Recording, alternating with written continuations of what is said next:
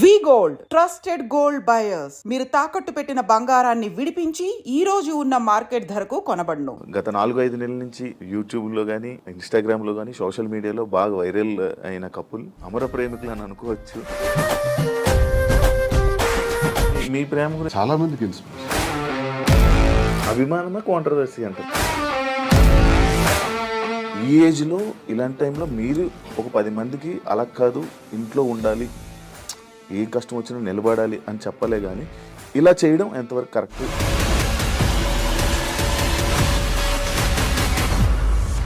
ఇందులో 20 ఏళ్లలో మా గొడవ అదే గొడవ. కానీ ఈ టైంలో కూడా ఇది ప్రజల్లోకి రావడం కరెక్ట్. 100 మెట్లు దిగే నేను ఆమెకు అంగీకరించాను. అప్పటికీ కాంప్రమైజ్ కాలేదు. ఆ తర్వాత తాళం వేసేస్తున్నారు ఇంటికి. ప్యాంటు షర్ట్ గాడంట, లుంగి షర్ట్ గాడంట.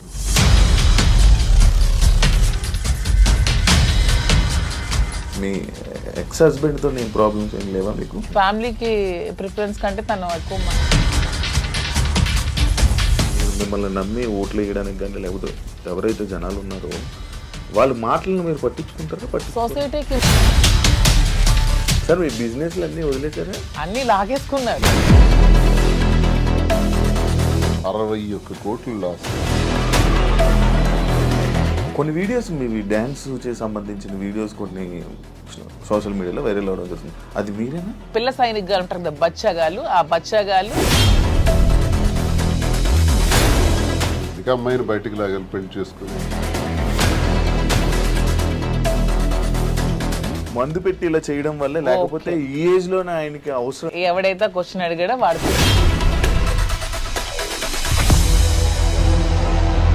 జాఫర్ గారికి ఇంటర్వ్యూ ఇచ్చిన టైంలో కూడా శ్రీనివాస్ గారిని ఎప్పుడు కూడా లంచాలు తీసుకోమని ఫోర్స్ చేస్తుంది, డబ్బు పిచ్చి. ఇతనికి నచ్చదు. అక్కడే మొదలయ్యేది వీళ్ళిద్దరికి గొడవ. దువ్వాడ శ్రీనివాస్ రాజకీయం అనే గ్రౌండ్ ఫీల్డ్ వదిలేడు. దయచేసి ఆ భ్రమల నుంచి బయటపడమని.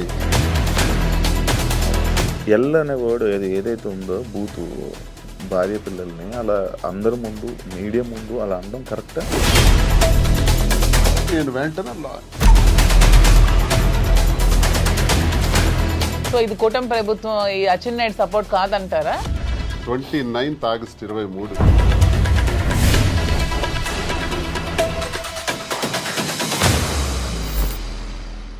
హాయ్ హలో నమస్తే, నేను మీ anchor Shiva. Welcome to iDream media. ఈ పాటికి నా ముందున్న గెస్ట్లు ఎవరో మీకు అర్థమైపోయి ఉంటుంది ప్రోమో చూడడం వల్ల.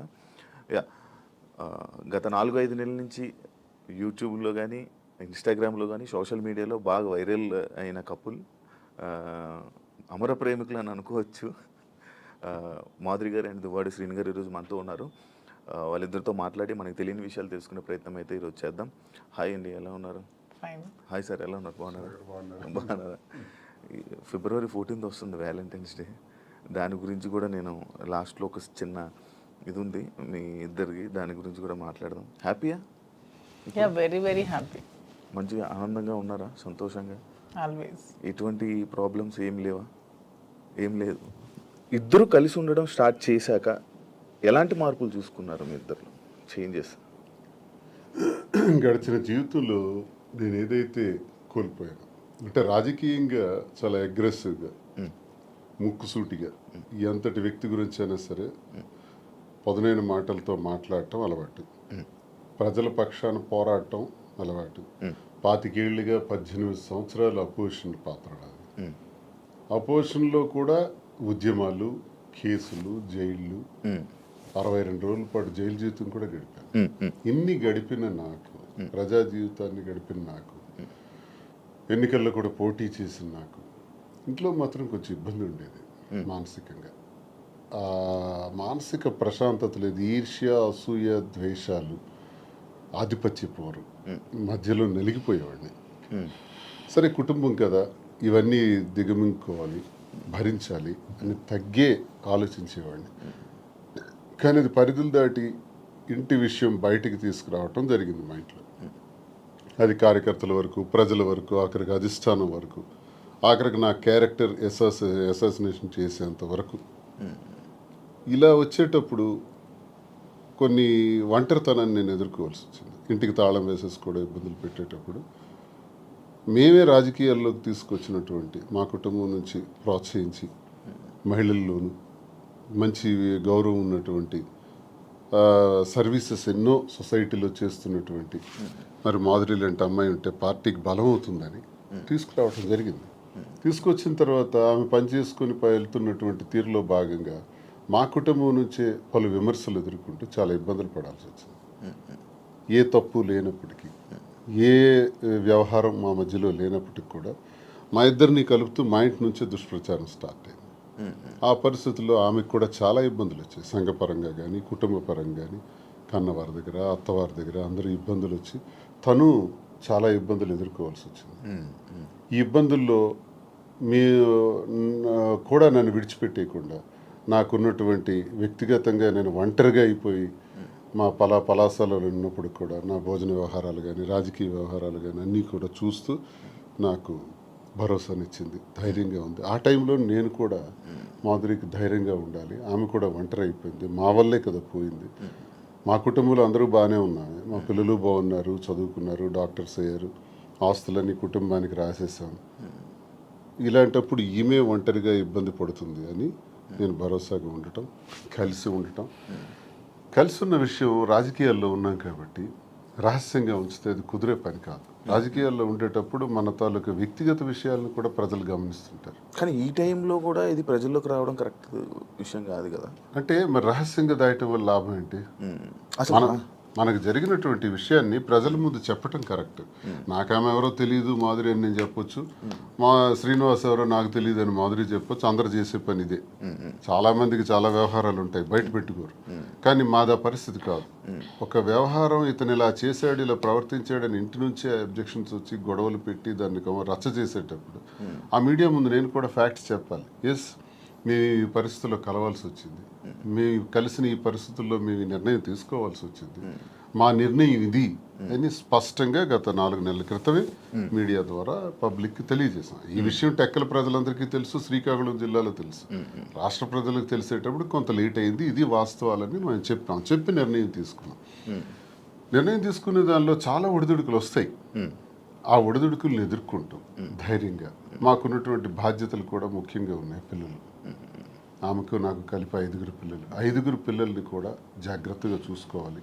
వాళ్ళకి వాళ్ళ జీవితాలని, వాళ్ళ చదువులు, వాళ్ళ ఆర్థిక పరిస్థితులు ఎటువంటి ఇబ్బంది లేకుండా చూడాలన్నది మా మొదటి నిర్ణయం.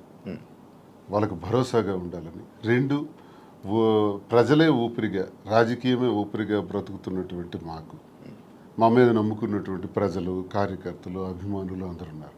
వాళ్ళందరినీ కూడా ఒక కంట కనిపెట్టి జాగ్రత్తగా వాళ్ళని చూసుకోవాల్సిన బాధ్యత కూడా మాకుంది. ఈ 2 నిర్ణయాలు తీసుకుని ఈ 2 సమపాళ్లలో చూసుకుంటూ ముందుకెళ్ళాలని మేము నిర్ణయం తీసుకున్నాం. సరే, చాలా హడిల్స్ ఫేస్ చేసాం. Now we're very happy. Actually ఇప్పుడు మీరు చెప్పిన విషయంలో ఇది చూసుకుంటే స్టార్టింగ్ మానసికంగా దానికి ఇంట్లోనే నాకు పీస్ఫుల్ లేకపోవడం వల్ల దీనివల్ల ఈ డిసిషన్ తీసుకోవాల్సి వచ్చింది. అంటే ఈ డిసిషన్ తీసుకున్నారా, లేకపోతే ఇంట్లోనే ఏమైనా అంతా మిమ్మల్ని బాధ పెట్టి ఇబ్బంది పెట్టి అంటే వాళ్ళే కావాలని అన్న వెర్షన్ కూడా కొన్ని వీడియోస్లో మనకు కనబడుతుంది. అంటే మిమ్మల్ని కావాలనుకుంటున్నారు, పిల్లలు కానీ లేకపోతే వైఫ్ కానీ కావాలనుకుని అంత ఫైట్ చేసినట్టు మాకు కనిపించింది. మళ్ళీ మీరు చెప్తుంది ఇంట్లో ఇలా ఇబ్బందులు ఉన్నాయి, అందుకు మానసికంగా నాకు లేకపోతే స్ట్రెస్ లేకపోతే ఇవన్నీ ఉండడం వల్ల నేను ఈ స్టెప్ తీసుకున్నాను అంటున్నారు. అంటే ఈ ఏజ్లో ఇలాంటి టైంలో మీరు ఒక 10 మందికి అలా కాదు, ఇంట్లో ఉండాలి, ఏం కష్టం వచ్చినా నిలబడాలి అని చెప్పలే, కానీ ఇలా చేయడం ఎంతవరకు కరెక్ట్ అనేది ఆడియన్స్. ఎంతోమంది జీవితాలకు ఎన్నో గొడవలు ఇలాంటివే నా దగ్గరికి వస్తే సర్దుబాటు చేసి సరిచేసి పంపినవాడిని. ఎన్నో కుటుంబాలను లైనప్ చేసేవాడిని. ఆ లైనప్ చేసే దానిలో ఆర్థిక ఇబ్బందులు ఉన్నా సరే వాళ్ళకి తోడ్పడి నిలబెట్టినటువంటి పరిస్థితి. నాకే ఇటువంటి పరిస్థితి వస్తాయి. ఇప్పుడు కుటుంబం అన్నాక, వివాహ జీవితం అన్నాక ఎన్నో సమస్యలు వస్తాయండి. ఆ సమస్యలన్నింటిని ఎదుర్కొనే ముందుకు అడుగు వెయ్యాలి. అదే కుటుంబ జీవితం అంటే, అదే వివాహ వ్యవస్థ అంటే. ఇవన్నీ బాగా తెలిసిన వాళ్ళని. కానీ నా పరిస్థితి ఏంటంటే ఆధిపత్య పోరు. ఇప్పుడు ఫర్ ఎగ్జాంపుల్ ఎమ్మెల్యేగా నేను పోటీ చేస్తుంటాను, ఆ టికెట్ నాకు కావాలి.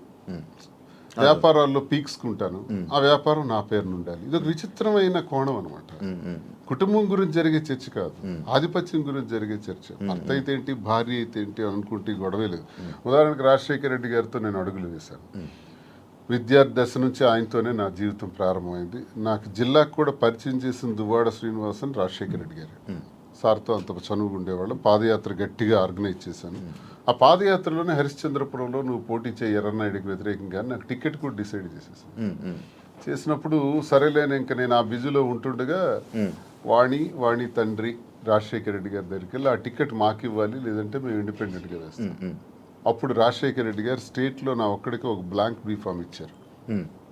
నీ పేరు రాసుకుంటావో నీ వాణి పేరు రాసుకుంటావో నీ ఇష్టం, కానీ ఏదైనా జరిగితే నిన్నే నేను అడుగుతా, ఎలక్షన్ గురించి నీతోనే మాట్లాడుతూ you are the incharge of the constituency అన్నారు. సరే ఆ బాధ్యత అప్పచెప్పారు సార్ అని నేనేం చేశానంటే డి వాణి అని పేరు రాసి ఇచ్చాను. అది 2004 సంవత్సరం, ఇది 2024 సంవత్సరం. Okay okay. ఈ ఎన్నికల మధ్యలో 20 ఏళ్లలో మా గొడవ అదే గొడవ. ఆ గొడవ వల్ల మాకు మనశ్శాంతి ఉండేది కాదు ఇంట్లోకి అడుగు పెట్టంగానే. నేను చిత్తడి నేలల కోసం, రైతుల కోసం, మత్స్యకారుల కోసం, స్వదేశీ మత్స్యకారుల కోసం ఒక 7-8 సంవత్సరాలు ఉద్యమాల్లో ఉండేవాడిని. ఆ ఉద్యమాల్లో నా మీద కేసులు 18 కేసులు, 62 రోజులు జైలు జీవితం, నా మీద ఫైరింగ్ ఆర్డర్స్, ఇదంతా ఒక జీవితం. వీటన్నింటికి కూడా ఇంట్లో నుంచి సపోర్ట్ ఉండేది కదా. జైల్లో ఉండేటప్పుడు కూడా నన్ను పరామర్శించడానికి కూడా వచ్చే పరిస్థితి ఉండేది కాదు. ఇవన్నీ అనుభవించినా నా గుండెల్లోనూ దాచుకున్నాను. లాస్ట్కి మాధురేనే అమ్మ ఇప్పుడు 28 ఏళ్ల నా జీవితంలో, 25 ఏళ్ల నా రాజకీయ జీవితంలో ఎప్పుడు నా దగ్గరికి మహిళలు రాలేదా? నేను ఎప్పుడైనా ఎవరితోనైనా అసభ్యంగా ప్రవర్తించానా? ఎవరితోనైనా అసభ్యంగా బిహేవ్ చేయలేదు కదా. మరి ఎందుకు ఇప్పుడే వచ్చింది నా మీద? ఎప్పుడు లేనిది ఇప్పుడే ఎందుకు క్రియేట్ చేశారు? కేవలం ఇది రాజకీయంగా వాడుకోవాలి, అంటే నన్ను బదనాం చేయాలి. అంటే మీ ఇద్దరి మీద మీ ఇద్దరు రిలేషన్లో ఉన్నారని ఫస్ట్ రూమర్ స్టార్ట్ చేశారా? మీకు లేకపోయినా కూడా స్టార్ట్ చేశారా? తను రాజకీయంగా వచ్చింది, నేను రాజకీయంగా ఉన్నాను. ఓకే. ఇలా వస్తున్న వాళ్ళందరి మీద రూమర్స్ క్రియేట్ చేసేయచ్చా? ఓకే. అది ఇంట్లో నుంచి క్రియేట్ అయితే ఎంత పెద్ద సమస్య అవుతుంది. అది తప్పని చెప్పకుండా ఒకటి టికెట్ కోసం ప్రాధాన్యత, టికెట్ కోసం ఒక ప్రయత్నం. ఈ ప్రయత్నాలు నేను ఎలా తట్టుకోవాలి? పిల్లల్ని అల్లారు ముద్దుగా పెంచి గుండెల మీద పెంచి ఒక స్థాయికి తీసుకొచ్చి కుటుంబాని కోసం తలగ్గి ఆఖరికి టికెటే కదా కావాలి. అధిష్టానాన్ని నేను రిక్వెస్ట్ చేసా, టికెట్ ఆమెకి ఇచ్చేయండి అన్నాను. నేనే తగ్గిపోయాను. అప్పుడు వాణికి అధిష్టానం ద్వారా టికెట్ నేనే ప్రకటింపజేశాను. కానీ మళ్ళీ ఆమె గ్రాఫ్ కోల్పోయిన తర్వాత మళ్ళీ ఆ టికెట్ నాకే రావటం, నేనే పోటీ చేయాల్సిన అవసరం వచ్చింది.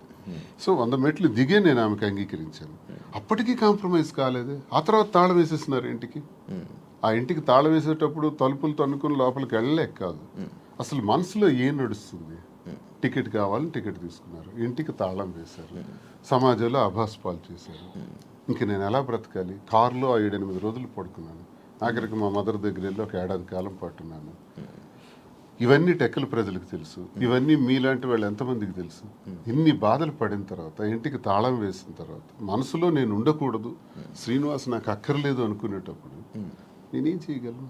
అలాంటిది ఎలక్షన్ తర్వాత కూడా ఇంటి మీదకి వచ్చి, ఇంటి మీద కూడా గొడవ పెట్టి, అక్కడ నేను టెంపరీగా కొట్టుకుని ఇంటి మీద, నువ్వు ఇక్కడి నుంచి పోవాలి. కోరికలు ఏంటంటే టెక్కల నుంచి బయటకు పో, ఎక్కడైనా ఉండు, మాధురితో ఉంటావో ఇంకెలా ఉంటావో నాకు అనవసరం, టెక్కల్లో మాత్రం నువ్వు ఉండటానికి వీల్లేదు. ఇలాంటి విచిత్రం. ప్యాంటు షర్ట్ గాడు అంటాం, లుంగీ షర్ట్ గాడు అంటాం, వాడికి ఏముందని చెప్పటం, మేమే తిండి పెట్టి పోషించాం, వాడు ఒక పూర్ ఫ్యామిలీకి చెందినవాడు అంటాం. అవునండి, ప్యాంటు షర్ట్ లుంగీ షర్ట్ గాడిని భార్య అంటే వాళ్ళ అమ్మని మా అమ్మని తిట్టడం, మా తమ్ముళ్ళని తిట్టడం, కుటుంబాలని అవమానపరచడం ఎంత భరిస్తాం? మీరు మీడియాలోనే చూసారు ఈ మాటలన్నీ. ఇవన్నీ భరించుకుంటా తల్లిని తిడితే భరించాలి, తమ్ముళ్ళని తిడితే భరించాలి, నన్ను అవమానపరిస్తే భరించాలి. ఇవన్నీ భరించుకుంటానే ఉన్నాను 28 ఏళ్ళు పిల్లల కోసం.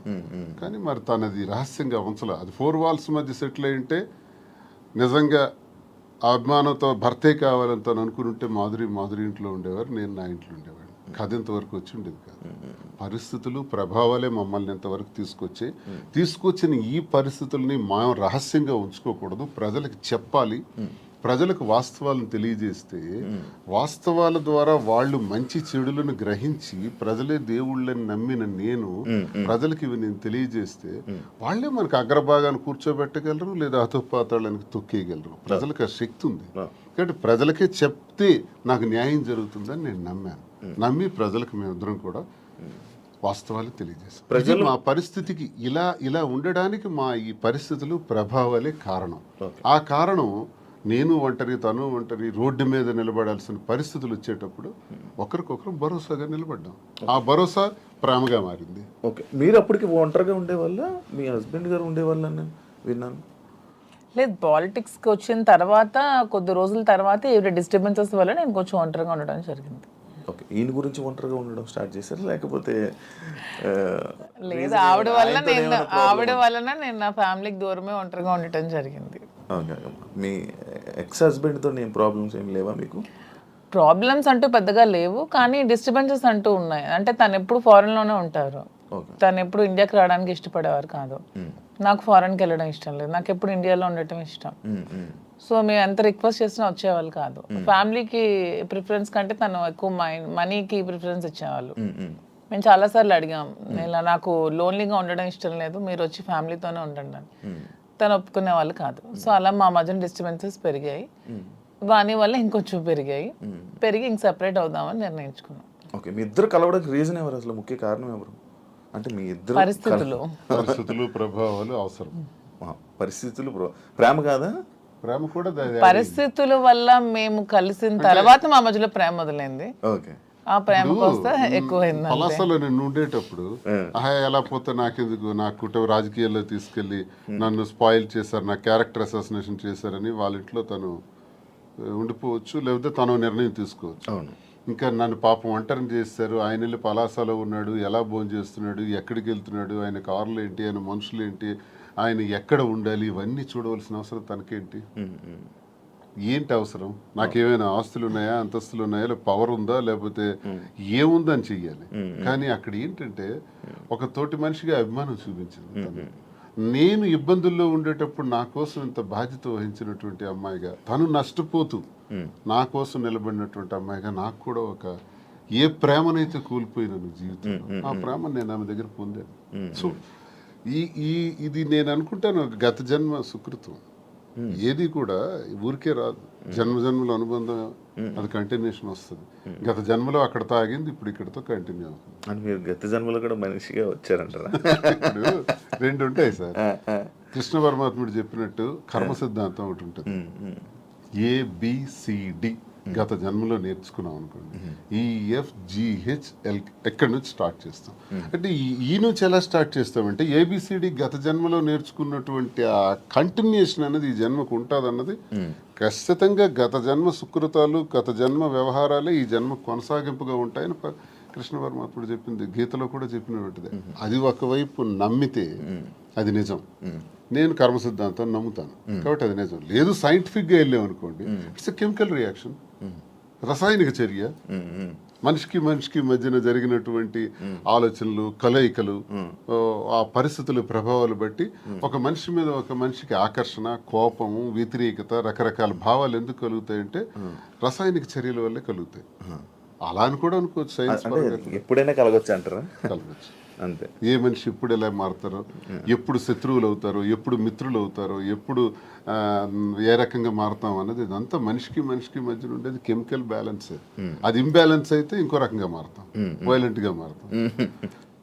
సైన్స్ ప్రకారం లేదు, కర్మ సిద్ధాంతం ప్రకారం వెళ్తే గత జన్మ సుకృతం. ఏదనుకున్నా మాది కెమిస్ట్రీ పరంగా చూసుకుంటే, సైన్స్ ప్రకారం చూసుకుంటే రసాయనిక చర్య, లేదు కర్మ సిద్ధాంతం ప్రకారం చూసుకుంటే గత జన్మ సుకృతం. ఓకే, మధు గారు, మీరు ఇద్దరు కలిసి ఉండడం స్టార్ట్ చేశాక మీలో ఉన్న మార్పులు ఏం చూసారు మీరు మీ జర్నీ? అంటే ఏ ఒంటరితనంతో నేను బాధపడ్డాను, ఏ ప్రేమ తక్కువై నేను సఫర్ అయ్యాను. మీకు కూడా ప్రేమ తక్కువైంది ఇంట్లో? మరి ఇద్దరు వేరేగా, ఒకరు ఫారెన్ లో ఒకరు ఇండియాలో ఉంటే ప్రేమ తక్కువ ఉంటుంది. వైఫ్ అండ్ హస్బెండ్ అంటే దగ్గరగా ఉంటాయి కదా బాండ్ అనేది. అంటే లాంగ్ డిస్టెన్స్ లవ్ స్టోరీస్ అని ఇప్పుడు రీసెంట్ గా బాగా వైరల్. నాకు అలాంటివి నచ్చవు. కొంతమంది ఒక్కొక్క స్టోరీస్ నచ్చుతారు. మీకు లాంగ్ డిస్టెన్స్ స్టోరీస్ నచ్చవు. స్టోరీ లేదు. నాకు మాత్రం నా పక్కనే హస్బెండ్ ఉండాలనే ఫీలింగ్ తో ఉన్న అమ్మాయి నేనైతే మొదటి నుంచి ఉన్నాను. సో నాకు ఏ రోజైతే నేను శ్రీనివాస్ గారితో నా లైఫ్ స్టార్ట్ చేశానో, నా జర్నీ, అప్పటి నుంచి నాకు హ్యాపీనెస్ కానీ, నా మీరు అన్నట్టు నా ఒంటరితనం పోయి నాకు అంటూ ఒక తోడు దొరికింది, హ్యాపీగా ఉన్నాను.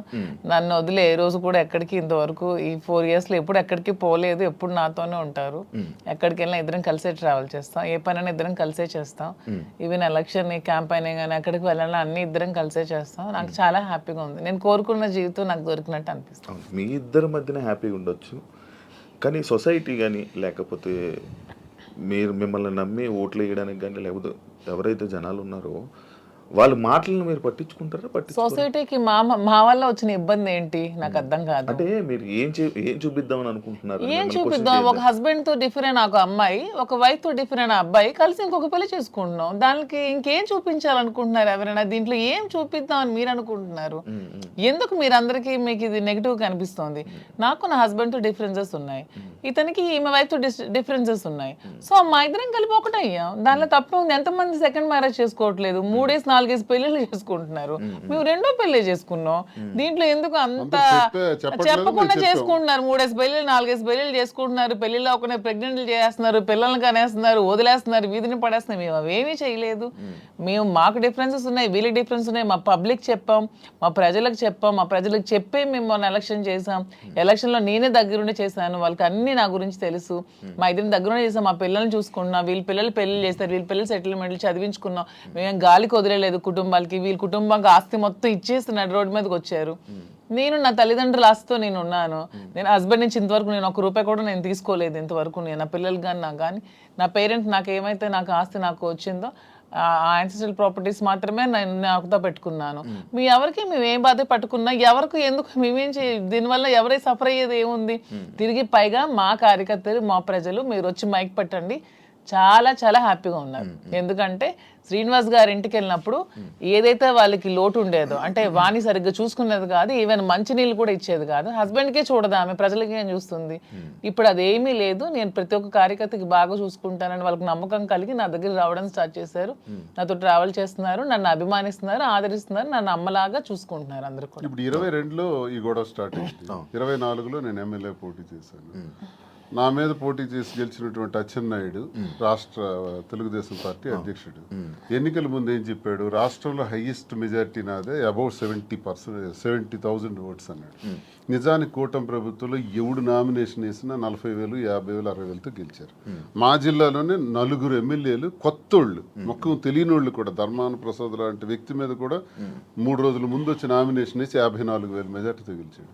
మరి అచ్చెన్నాయుడు ఎంతో గెలవాలి? కనీసం 70తో గెలవాలి కదా. 30, నా 73,000 ఓట్లు. ఇవన్నీ తెలిసి ప్రజలు నాకెందుకు ఇంకా నైతికంగా బలంగానే ఉంచారు. నైతికంగా అచ్చెన్నాయుడు ఓడిపోయినట్టే. కిందోళ్ళందరికి ఒక్క 15 రోజుల ముందు వచ్చిన వాళ్ళందరికి కూడా 40,000, 50,000 మెజారిటీలు వచ్చి నీకేం 30,000? అంటే ప్రజలే 1,000 వ్యతిరేకించుంటే అచ్చెన్నాయుడికి 70,000 రావాలి కదా. ఇంత వేవ్ లో కూడా అచ్చెన్నాయుడు అతి తక్కువ ఓట్ల తేడాతో గెలిచాడు కదా. సో నేను గతసారి ఎంపీకి పోయినా 3,100 తేడా నాది. వాళ్ళకి మాకు ఎప్పుడు వెరీ లెస్ మార్జిన్, 3,000, 3,500. సో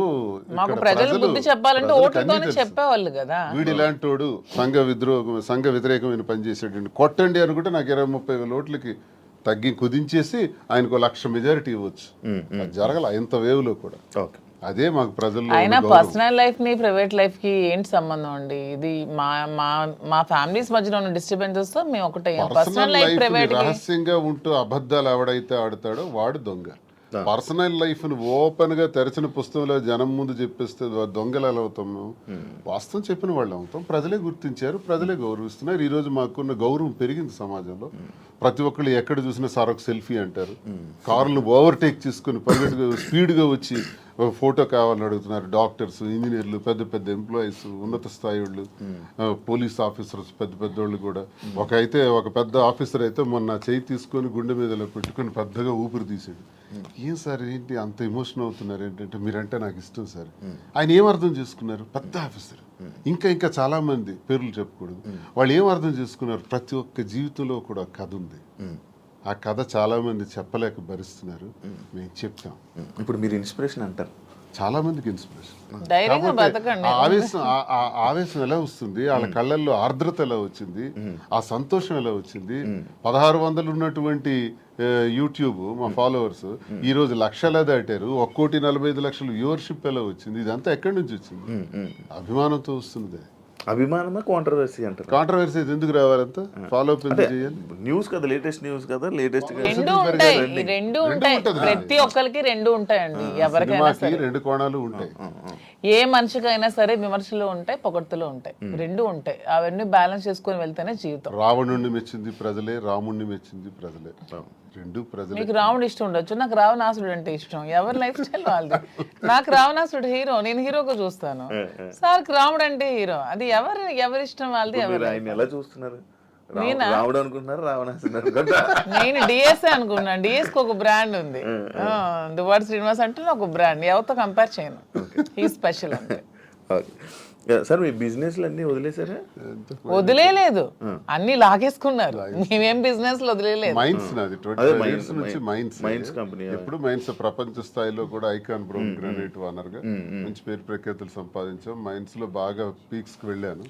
ఈ గవర్నమెంట్స్ లో గవర్నమెంట్ ఉంటే ఒకలాగా, లేకపోతే రిజల్ట్ రోజు ఈవినింగ్ లాగేసుకున్నాం. 4వ తారీఖు ఎన్నికల ఫలితాలు వచ్చాయంటే ఆ సాయంత్రం కల్లా నా మైనా ఒక్కసారి కొట్టి పంపించేశారు. ఈ రోజు వరకు పర్మిట్స్ ఇవ్వట్లా. 61 కోట్లు లాస్ సడన్ గా గవర్నమెంట్ రావటం వల్ల, కూటమి ప్రభుత్వంలో అచ్చెన్నాయుడు వీళ్ళు టార్గెట్ పెట్టారు. సరే ఇవన్నీ చేస్తుంటారు వాళ్ళు, భరిస్తారు. శ్రీను గారు అంత మైనింగ్ కంపెనీలు అలాంటి పెద్ద పెద్ద బిజినెస్లు చేసిన మీరు రీసెంట్గా చీరలు బిజినెస్లోకి తీసుకొచ్చేసారని చెప్పి కామెంట్స్ తీసుకొచ్చి కామెంట్స్. దానికి బిజినెస్, సారీస్ బిజినెస్ కాదా? ఏదైనా బిజినెస్ ఏనండి. దానిలో కామెంట్ చేయడానికి ఏముంది? ఇప్పుడు శ్రీనివాస్ గారు ఎప్పుడు మైన్స్ బిజినెస్, తను ఫస్ట్ నుంచి కూడా. పర్లాకిముడిలో వరల్డ్ ఫేమస్ మెటీరియల్ తను అక్కడ ఉంది. పర్లాకిముడిలో తను క్వారీ చేశారు. ఆ క్వారీని కూడా ఇలా లిటిగేషన్స్ పెట్టి కేసులు పెట్టేసి ఇతను ఓడిపోగానే వాళ్ళ పార్టీ రాగానే టీడీపీ హయాంలో క్లోజ్ చేసేస్తారు. దాన్ని నిలదక్కుని పాపం మళ్ళీ కొత్తగా టెక్కల్లో స్టార్ట్ చేశారు. దాన్ని కూడా మొన్న రిజల్ట్ రోజు ఈవినింగే మొత్తం కూల్ చేశారు. కోర్టులో కాంట్రాక్ట్స్ వర్క్స్ చేశాం మేమిద్దరం, దాన్ని ఆపేశారు. సో ఇంకేం చేయాలి? నాకు ముందు నుంచి కూడా ఈ శారీస్ విషయంలో నాకు ఒక ప్యాషన్ ఉంది. నాకు ఒక ఫ్యాషన్ మీద ఒక ప్యాషన్తో, ఇంట్రెస్ట్తో నాకు ఈ శారీస్ స్టోర్ పెట్టాలని ఎప్పటి నుంచో ఆలోచన ఉంది. దట్టు ఈ శారీస్ బిజినెస్ ఏంటి, పాలిటిక్స్కి సంబంధం లేకుండా ఉండే బిజినెస్, పీపుల్కి మాకు, పబ్లిక్కి మాకు రిలేటెడ్గా ఉండే బిజినెస్ అనేది ఈ శారీస్ బిజినెస్. ఎందుకంటే మేము పబ్లిక్ ఎంత ఫెయిర్గా ఉంటే వాళ్ళు నచ్చితే మా దగ్గరికి వస్తారు, కొనుక్కుంటారు, వెళ్తారు. సో దీనిలో పొలిటికల్ ఇంటర్ఫీరెన్స్ అంటూ ఏమీ ఉండదు. సో అందుకని నేను శ్రీనివాస్ గారికి ఇంతవరకు మనం మైండ్స్ ఇవన్నీ చేసి ఎప్పుడు కోల్పోతున్నాం, ఎప్పుడు కూడా నిలదొక్కుకోలేదు. ఈ 4 yearsలో కూడా 30-40 crores వరకు పెట్టాం, లాస్ అయిపోయాం. మళ్ళీ ఇదే స్టార్ట్ చేసాం. మళ్ళీ నెక్స్ట్ టైం పార్టీ వస్తుందో రాదో, మళ్ళీ ఏమవుతుంది, పొలిటికల్గా ఇబ్బంది పడుతున్నాం. కాబట్టి ఇదన్నిటికీ డిఫరెంట్గా మనం తెలంగాణ అంటే ముందు నుంచి శ్రీనివాస్ గారికి నాకు హైదరాబాద్ మా ఫేవరెట్ ప్లేస్, మా ఇద్దరికి కూడా. హైదరాబాద్ ప్రజలు కూడా చాలా మంచి మనసున్న మనుషులు, ఎవరు వచ్చినా ఆదరిస్తారు. బ్రతకడానికి బ్రతుకు తెరువునిస్తుంది హైదరాబాద్. అదొక చాలా పెద్ద ప్రపంచం హైదరాబాద్ అనేది, చాలా మందికి లైఫ్ ఇస్తుంది. సో ఈ ప్లేస్ ని మనం చూస్ చేసుకుందాం. వెన్ కంపేర్ టు నాకున్న ఫ్యాన్ ఫాలోయింగ్ లో ఒక 10% ఆంధ్రాలో ఉంటే 90% నాకు హైదరాబాద్ లోనే ఉన్నారు. అంత మంచిగా నన్ను ఆదరిస్తున్నారు. సో మనం ఫస్ట్ బిజినెస్ హైదరాబాద్ లో స్టార్ట్ చేద్దాం. నాకు ఇంట్రెస్ట్ ఉంది, మీరు కొంచెం సపోర్ట్ చేయండి. అపార్ట్ ఫ్రమ్ యువర్ పాలిటిక్స్ నా కోసం ఒక 10% టైం మీరు కేటాయించి బ్యాక్ ఎండ్ లో ఉంటూ నాకు సపోర్ట్ చేయండి అని చెప్పాను. చెప్పగానే శ్రీనివాస్ గారు కూడా దీనికోసం మేము 5-6 months నుంచి దీని మీద మేము వర్కౌట్ చేసాం. కొన్ని షాప్స్ కి తిరిగాం. వీవర్స్ ప్రైస్ కంటే కూడా వీళ్ళు ఎక్కువ ప్రైస్ కి అమ్ముతున్నారు షాప్స్, రిటైలర్స్. అవన్నీ బ్రేక్ డౌన్ చేసి పబ్లిక్ కి మనకు గుడ్ రిలేషన్షిప్ లా ఉండాలనే ఆలోచనతో డైరెక్ట్ గా వీవర్స్ దగ్గరికి వెళ్ళి మాట్లాడి మేమే మగ్గాలు అవి ఏర్పాటు చేసుకొని మేమే మెటీరియల్ ఇస్తూ వీవర్స్ ని కూడా బ్రతికిద్దామనే ఆలోచనతో వాళ్ళతో శారీస్ మేమే దగ్గరుండి వీవింగ్ చేయించుకొని ఆ ఓవెన్ శారీస్ని పెట్టి మేము శారీ స్టోర్ పెట్టి ఓపెన్ చేసి ప్రజలందరికీ కూడా క్వాలిటీతో అండ్ తక్కువ ప్రైస్లో ఇద్దామని నిర్ణయించుకొని ఈ శారీ స్టోర్ అనేది ఓపెన్ చేస్తున్నాం. ఫస్ట్ బ్రాంచ్ మదీనాగూడలో స్టార్ట్ చేస్తున్నాం. విత్ ఇన్ 3 months జూబ్లీ హిల్స్లో స్టార్ట్ చేస్తాం. విత్ ఇన్ ఇంకొంచెం రోజుల్లో ఇంకొక 4-5 branches కూడా ఎస్టాబ్లిష్ చేయాలన్న ఆలోచనతోనే ఉన్నాం. అంతేగాని శారీస్ బిజినెస్ అనేది తక్కువగా చూడండి. చూడడానికి కాదు, అంటే ఒక మంచి గ్రేట్ లీడర్ శ్రీకాకుళంలో మంచి దువ్వాడ శ్రీను గారు అంటే మంచి నేమ్ ఉంది. అంత లీడర్లా ఉండేవాళ్ళు. ఆయన నోట్లో నుంచి ఎప్పుడు లైక్ జనాల దగ్గరికి వెళ్ళి అవి ఇవి వినేవాడు. కాకపోతే మైనింగ్ కంపెనీ బిజినెస్ చేసేవారు, ఒక మంచి బిజినెస్ మ్యాన్ అనుకునేవాళ్ళం. కానీ అలాంటి ఆయనతో నోట్లో నుంచి మేము ఇలా శారీ బిజినెస్ చేయబోతున్నాం నా కోసం ఇలా చెప్తుంటుంటే ఎలా ఉండే ఆయన్ని ఎలా చేశారు, ఎలా ఉండే ఆయన ఎలా చేయడం. బిజినెస్ అనేది ఏదైనా బిజినెస్, అది ఏదైనా చిన్న ప్రొడక్ట్ అయినా పెద్ద ప్రొడక్ట్ అయినా బిజినెస్ అనేది బిజినెస్ కింద క్యాలిక్యులేట్ చేయాలి. అది చీర జాకెట్టా లేకపోతే ఇంకేంటా అని చూడకూడదు. బిజినెస్ నాకు దీంట్లో ఇంట్రెస్ట్ ఉంది. ఇంతవరకు మైండ్స్ లో అతనికి ఇంట్రెస్ట్ ఉంది, మైండ్స్ వల్ల కోల్పోయాం. సో నా ఇంట్రెస్ట్ ఒకసారి వచ్చి చూడండి, చేద్దాం. మీకు తనకి ప్రజలే ఇష్టం, తనకి ప్రజాజీవితం ఇష్టం, ఇది కూడా ప్రజలకు లింకప్ అయ్యేది. మా కింద ఒక 100 మంది పనిచేస్తారు, మా ప్రజా సంబంధాలు ఇంకొంచెం బాగుంటాయి, ఇంకొంచెం మనకి పీపుల్ తో బాండింగ్ పెరుగుతుంది. వాళ్ళు కూడా మనం తక్కువ ప్రైస్ కి ఇస్తే ఓకే, శ్రీనివాస్ గారు మాజీ దగ్గరకు వస్తే మనకు తక్కువ ప్రైస్ కి శారీ వస్తుందని గుడ్ విల్ మనకు వస్తే చాలు, కోట్లు సంపాదించాల్సిన అవసరం లేదనే ఉద్దేశంతో శారీ స్టోర్ ఓపెన్ చేస్తాం. ఓకే, అంటే ఈ బిజినెస్కి దువ్వాడ గారు 3-4 కోట్లు ఎంతో ఇచ్చారు. ఆయన డబ్బులు ఇచ్చి ఈ బిజినెస్ కోసం శ్రీనివాస్ గారు ఎవరేమనుకున్నా నాకు అనవసరం. శ్రీనివాస్ గారు అన్ని ఆస్తులు వానికి రాసిచ్చేసి వచ్చేసారు. With empty hands he came out. అక్కడి నుంచి మా లైఫ్ ని మళ్ళీ మేము ప్రారంభించుకున్నాం. దీనికోసం మా పేరెంట్స్ ఇచ్చిన ప్రాపర్టీస్ మాత్రమే నేను సేల్ చేసి బిజినెస్ లో పెడుతున్నాను. అలానే నాది వేరు శ్రీనివాస్ గారు వేరు అని మాకు లేదు. మీరు అడిగిన క్వశ్చన్ కి ఆన్సర్ చెప్పాం. మా ఇద్దరు తన దగ్గర ఎన్ని కోట్లున్నా నాకు ఇస్తారు. ప్రెసెంట్ లేవు, లాగేసుకున్నారు అందరూ, ఉంటే నాకు ఇస్తారు ఖచ్చితంగా. సో నా దగ్గర ఉన్న ప్రతిదీ అతనిదే. మా ఇద్దరి మధ్యలో నీది నాది అనే తేడా లేదు. అయినా మా ఇద్దరు ఇప్పుడు మొగుడు పల్లాలి. మా ఇద్దరు నాదైనా ఒకటి అతనిదైనా ఒకటి, ఎవరికి సంబంధం లేదు. ఎవరు డబ్బులు పెడితే మీకేంటి ప్రాబ్లం? మీ బిజినెస్ చేస్తున్నావా, మంచి ప్రొడక్ట్ అందిస్తున్నావా అనేది మీరు చూడండి. డబ్బు గురించి ఆయనకి దగ్గర అయ్యారని కూడా టాక్. అది ఫేక్, అదే చెప్తున్నాను కదా. మీరు కావాలంటే అన్ని మొత్తం డాక్యుమెంట్స్ అవన్నీ వెనక్కి వెళ్ళి తీసుకోండి. ఆస్తులన్నీ రాసిచ్చి తను చెప్తున్నా 0 బ్యాంక్ బ్యాలెన్స్ తో వచ్చారు నా దగ్గరికి. అందుకే నేను అంటున్నాను, మా బంధం మీరు ఎన్ని కామెంట్ చేసుకున్నా మాది 100% ప్యూర్ లవ్. ఎందుకంటే నేను అతని నుంచి ఏది ఆశించలేదు, 1 రూపాయి ఆశించలేదు. అతను పదవిలో లేరు, నేను పదవిని ఆశించడానికి, అతను డబ్బులు లేవు, డబ్బు ఆశించడానికి. ఏమి ఆశించుకున్నా 100% అతని మనసు, అతని వ్యక్తిత్వం, అతని హానెస్టీ, అతని హంబుల్నెస్ ఇవే చూసి నేను ఇష్టపడ్డాను. దాంతోనే ఇప్పుడు కలిసి ఉన్నాం. అతని దగ్గర ఏ ఆస్తులు లేవు, అన్ని బాణీకి ఇచ్చేసి వచ్చేసారు. ఇటీవల కాలంలో ఒక 2 కోట్ల రూపాయలు విలువైన 2.5 కోట్ల విలువైనటువంటి ఒక అసెట్ విశాఖపట్నంలో అమ్మారు. అలాగే శ్రీకాకుళంలో కూడా కొన్ని ల్యాండ్స్ అమ్మారు. అమ్మి ఈ డబ్బులన్నీ కూడా అక్యుములేట్ చేసి ఈ బిజినెస్ లో మా ఫాదర్ నాకు ఇచ్చిన ప్రాపర్టీస్ అన్ని నేను ఇప్పుడు అమ్మేశాను. ఎప్పటి నుంచో మా ఫాదర్ నాకు ఇచ్చే 2009 నుంచి అవి నా పేరు మీద ఉన్నవి. ఇప్పుడు బిజినెస్ కోసం నేను అమ్మేసి మరి బిజినెస్ స్టార్ట్ చేశాను. అంటే మీరు స్టార్టింగ్ అంటే ఆయనకి పరిచయం అవ్వక ముందు నుంచి, రాజకీయంలోకి రాకముందు నుంచి మీరు డబ్బులు మేము ఫైనాన్షియల్ గా వెల్ సెటిల్డ్. మా ఫాదర్ వాళ్ళు వెల్ సెటిల్డ్, మా హస్బెండ్ వాళ్ళు కూడా వెల్ సెటిల్డ్. అన్ని వెల్ సెటిల్డ్ ఫ్యామిలీ ఫైనాన్షియల్ గా. మా ఫైనాన్షియల్ గా ప్రాబ్లమ్స్ కానీ ఏమి కూడా లేవు, ఎప్పుడు కూడా లేవు. వెల్ సెటిల్డ్ ఫ్యామిలీనే. ఇప్పుడు వీటి కోసం మేము ఆస్తులు అమ్మాల్సి వచ్చింది, లేకపోతే ఆస్తులు అమ్మాల్సిన అవసరం కూడా లేదు. ఎందుకంటే ఎలక్షన్ లో ఉన్న డబ్బులు కొంచెం ఉంటే అవి కూడా కోల్పోయాను. మా ఇద్దరు ఉండడానికి ఇల్లు కూడా కట్టుకున్నాం, దానికోసం కొంచెం డబ్బులు పెట్టవలసి వచ్చింది. సో ఇప్పుడు మళ్ళీ బిజినెస్ స్టార్ట్ చేయడానికి ఈ ప్రాపర్టీస్ అమ్మాల్సి వచ్చింది. లైక్ అంటే ఈ కామెంట్స్ రావడానికి గల రీజన్స్ ఏంటంటే, మీరు అది కొన్ని వీడియోస్ మీ డ్యాన్స్ చేసి సంబంధించిన వీడియోస్ కొన్ని సోషల్ మీడియాలో వైరల్ అవ్వడం జరుగుతుంది. అది మీరేనా? అది ఇప్పటికీ చెప్తున్నాను, అది నేను కాదు.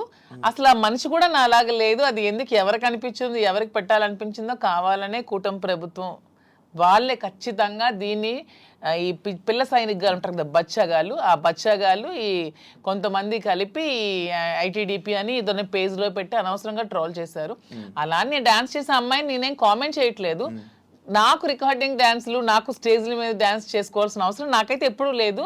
ఎనీబడి కెన్ ప్రూవ్ చేసుకోండి. సార్ అప్పుడే చెప్పారు, ప్రూవ్ చేసుకుంటే నేను 1 crore rupees వాళ్ళు గిఫ్ట్ ఇస్తానని మొన్న ఛానల్లో కూడా. నాకు అవసరం లేదు. అలానే నేను ఒకటే చెప్తున్నాను, ఎవరి బ్రతుకు తెరువు కోసం వాళ్ళు చేసుకుంటారు. ఇదే డాన్స్ స్టేజ్ మీద పబ్లిక్ గా బట్టలు ఇప్పి చేస్తున్నారు, వాళ్ళేమో హీరోయిన్లు అంటున్నారు. స్టేజ్ మీద చేస్తే స్టేజ్ రికార్డింగ్ డాన్సర్లు అంటారు, నానా రకాల పేరు పడుతున్నారు. నేను ఎవరి అమ్మాయిని కామెంట్ చేయట్లేదు. నాకైతే మీరు వెళ్ళి మా ప్లేస్ లో ఎంక్వైరీ చేసుకోండి, నేను పుట్టిన ప్లేస్ లో, మా అత్తగారి ప్లేస్ లో. ఈ విమర్శలు చేసేవాళ్ళు ఎవరైనా ఆ అమ్మాయి మాధురి అని ప్రూవ్ చేస్తే 1 crore ఇస్తాం. ఒకవేళ వాళ్ళు ప్రూవ్ చేయలేకపోతే వాళ్ళు సరెండర్ అవుతామంటే అమ్మాయి ఎవరో కూడా మేమే తెచ్చి పెడతాం. ఎందుకు అమ్మాయిని బయటకు లాగాలి, పెళ్లి చేసుకుని హ్యాపీగా ఉంది కాబట్టి. మాకు అమ్మాయి తెలుసు, అది ఏ రికార్డింగ్ డాన్స్ ట్రూప్ కూడా తెలుసు. కానీ అలాగ అమ్మాయినే మాధురి అని చూపించిన వాళ్ళకి నేను అంటున్నాను, 1 crore మీకు బహుమానం కింద ఇస్తాను, దయచేసి అది ప్రూవ్ చేయండి అంటున్నాను.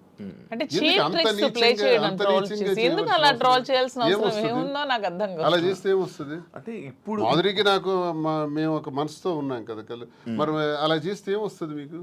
ఎవడా చేసేవాడు ఎవడు? రికార్డింగ్ ఆ డాన్స్ చేసేవాడు చేసి ఎవడు? అమ్మాయిని పెళ్లి చేసుకుని రికార్డింగ్ డాన్స్ అమ్మాయిని ఓవర్స్ని పెళ్లి చేసుకుని నీకేంటి నొప్పి, పెట్టినోడికి ఏంటి నొప్పి? అలాగైతే మీరు డాన్స్ చేసి మీరే ఒప్పుకున్నట్టు. నేను కాదు కదా, కాదనే నేను సవాల్ కాదు, నేను ఒప్పుకోవడానికి అమ్మాయి నేను కాదు. నేనైతే నిజంగా నేను ఒప్పుకుంటాను. I'm very bold and straight forward. నేను ఒప్పుకుంటాను.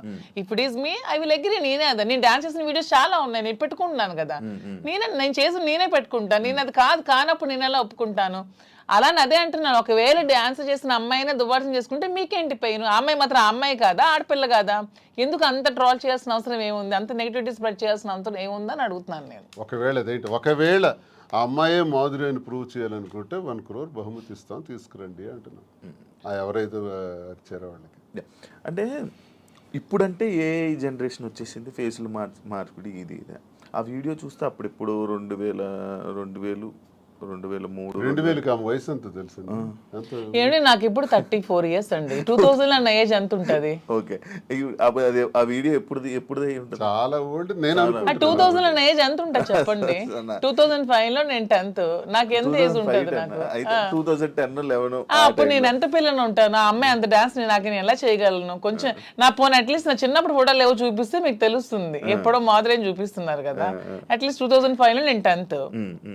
పోనీ అప్పుడు నాతో చదువుకున్న వాళ్ళకి తెలుస్తుంది కదా. ఏదో మీలాంటి వాళ్ళు నమ్మాలి, ఎవరు తెలియని వాళ్ళు. తెలిసిన వాళ్ళకి ఏంటో తెలుసు.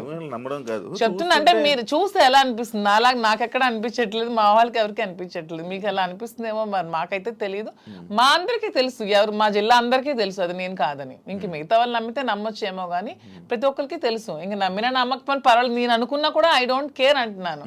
పోనీ అమ్మాయి కూడా డాన్స్ బాగా చేస్తుంది అనుకుంటే అనుకోండి, దానిలో ఐ డోంట్ కేర్.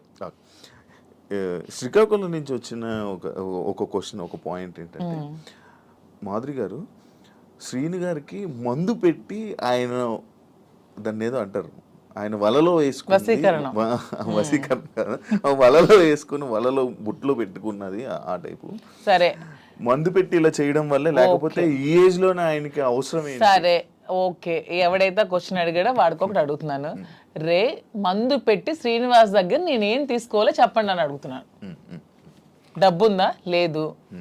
పోనీ అట్లీస్ట్ ఏజా? లేదు. అంటే ఇప్పుడు డబ్బు లేదు కానీ స్టార్టింగ్ లో ఆయన దగ్గర డబ్బు ఉండేది. ఇప్పుడు నేను వచ్చినప్పుడు ఏం లేదే.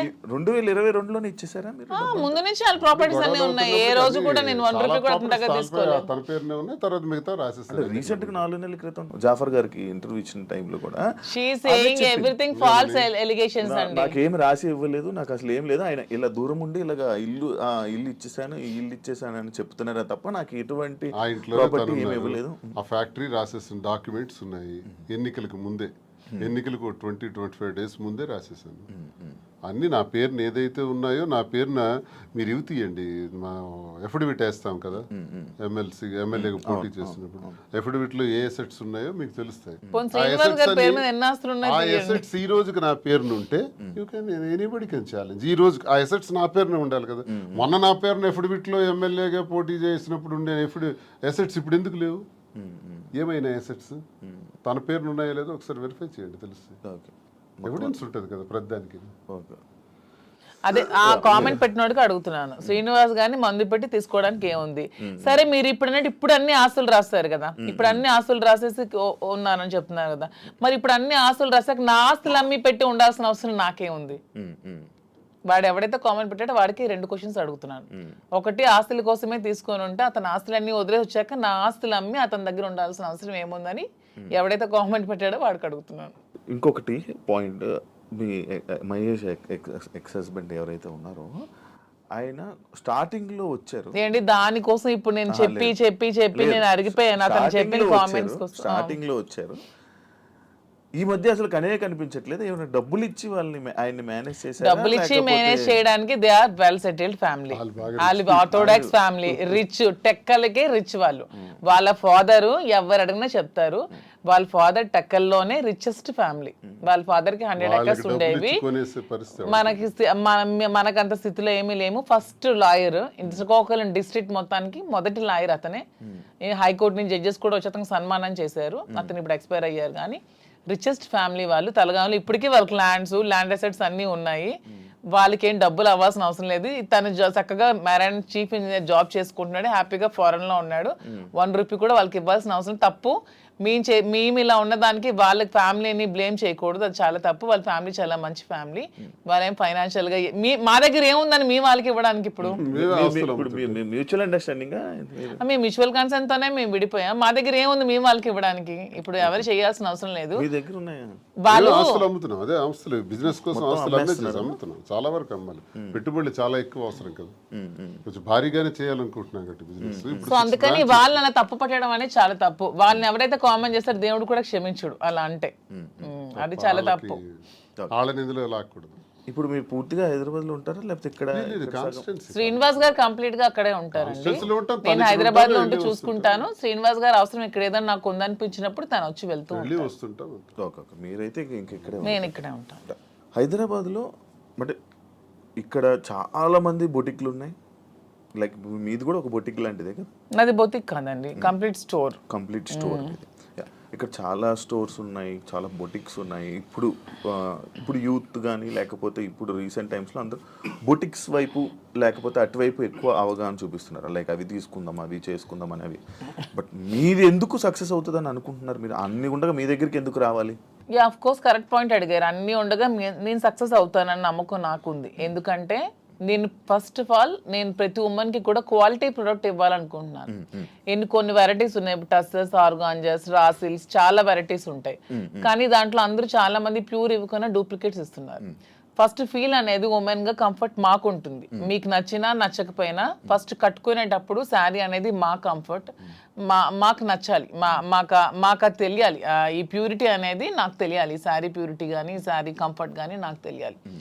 అదే మేము థీమ్తో ఫస్ట్ నేను ప్యూరిటీ అనేది కస్టమర్కి ఇవ్వాలనుకుంటున్నాను. సో ఈ సోకాల్డ్ ఈ షాప్స్, ఈ బొటిక్స్ లాగా డబ్బుల కోసం మేము వ్యాపారం చేయట్లేదు. మాధురి దగ్గరికి వెళ్తే మాకు ఖచ్చితంగా ఒక మంచి క్వాలిటీ తక్కువ రేట్లో బడ్జెట్లో వస్తుందనే నేను మోటోనే పెట్టుకున్నప్పుడు when compare to other shops నా దగ్గర రేట్ తక్కువ ఉన్నప్పుడు కస్టమర్ అనేవాళ్ళు నా దగ్గరికే వస్తారు. వచ్చినప్పుడు వాళ్ళు వెళ్ళేటప్పుడు హ్యాపీగా వెళ్తారు. సో వెళ్ళేటప్పుడు మళ్ళీ సెకండ్ టైం వస్తారు. నేను కూడా ప్రతి బ్రాండ్స్కి ఏదో హీరోయిన్స్నో సెలబ్రిటీనో పెట్టుకునే వదిలే నా కస్టమర్స్ని నేను బ్రాండ్గా పెట్టుకుంటే వాళ్ళకే తక్కువ రేట్కి ఇస్తే వాళ్ళే నా కస్టమర్స్ నాకు బ్రాండ్ అంబాసిడర్స్ అవుతారు. వాళ్ళే 10 మందికి వెళ్ళి చెప్తారు, వాళ్ళు ఇంకొంతమందికి చెప్తారు పలానా దగ్గర షాప్లో తక్కువ రేట్ ఉంది, బాగుంది, క్వాలిటీ ఉంది, ప్యూర్ ఉంది, అప్పుడు నా దగ్గరికి వస్తారు. సో కస్టమర్సే నా బ్రాండ్ అంబాసిడర్స్. దీన్ని ఎవరిని బ్రాండ్ అంబాసిడర్స్ కూడా పెట్టుకోవట్లేదు. ఇప్పుడు నా దానికి నేనే బ్రాండ్ అంబాసిడర్గా ఉన్నాను. ఫ్యూచర్లో నా కస్టమర్స్నే బ్రాండ్ అంబాసిడర్గా చేసుకుందాం అనుకున్నా. నేనే మోడల్స్ని కానీ హీరోయిన్స్ కానీ అవన్నీ కూడా చేసుకోవట్లేదు. వాళ్ళకి కోట్లు లక్షలు ఇచ్చే బదులు నా కస్టమర్ తక్కువ ప్రైస్లో ఇస్తే వాళ్ళే నా బ్రాండ్ అంబాసిడర్గా ఉంటారని నేను అనుకుంటున్నాను. సో ప్యూరిటీ, క్వాలిటీ, రేట్ రీజనబుల్గా ఉన్నప్పుడు నా దగ్గర కాకుండా కస్టమర్ ఎక్కడికో ఎందుకు వెళ్తాడు? నాకు డబ్బులు అవసరం లేదు, నాకు కావాల్సింది గుడ్ విల్, ప్రజలతో సత్సంబంధాలు బాగుండాలి. ఎందుకంటే మేము రాజకీయంగా ప్రజా జీవితం నుంచి వచ్చాం కాబట్టి ప్రజలతోనే మా జీవితం ఎక్కువ ముడిపడి ఉంది కాబట్టి ప్రజలకి ఏం కావాలి, ఎలా ఉంటే మేము నచ్చుతాం అనేది మాకు ముందు నుంచి తెలుసు. కాబట్టి మేము వాళ్ళతో ఉన్న రిలేషన్షిప్ మెయింటైన్ చేయాలనుకుంటున్నాం. కాబట్టి వాళ్ళకి మేము తక్కువ ప్రైస్లో క్వాలిటీ శారీ ఇచ్చి ఓకే మాధురి దగ్గర శారీ బాగుంటుందన్న good will within few days లో సంపాదించుకుంటాను. అప్పుడు మీరే రేట్ పెంచిన జనాలు తెలిసిపోతుంది ఖచ్చితంగా. అది నాకు అవసరం లేదంటున్నాను. ఇప్పుడు నాకు అసలు లాభం లేకుండా ఇప్పుడు వీవర్స్ దగ్గర నుంచి 10,000కి వచ్చినప్పుడు కొన్ని షాప్స్ లో ఎక్కువ లాభాపేక్షతో అవి 1,00,000కి 2 లక్షలకి అమ్ముతున్నారు. అలా కాకుండా ట్రాన్స్పోర్ట్ కి మాకున్న గమనించింది అంటే మాధురికి ఫ్యాషన్ పట్ల ఎక్కువ ప్యాషన్ ఉంది కాబట్టి నేను బిజినెస్లో రంగంలో నాకు కొంత అనుభవం బట్టి నేనేం చెప్పానంటే మనకి ఎప్పుడు కూడా క్వాలిటీ ఉండాలి, నాణ్యత ఉండాలి. అసలు ఏంటి ఈ రంగం ఏంటి, అసలు ఈ శారీ ఫీల్డ్ ఏంటి, ఈ పట్టు ఫీల్డ్ ఏంటి, పట్టు సిల్క్ ఏంటి, ఒకసారి నా కళ్ళారా చూడాలంది.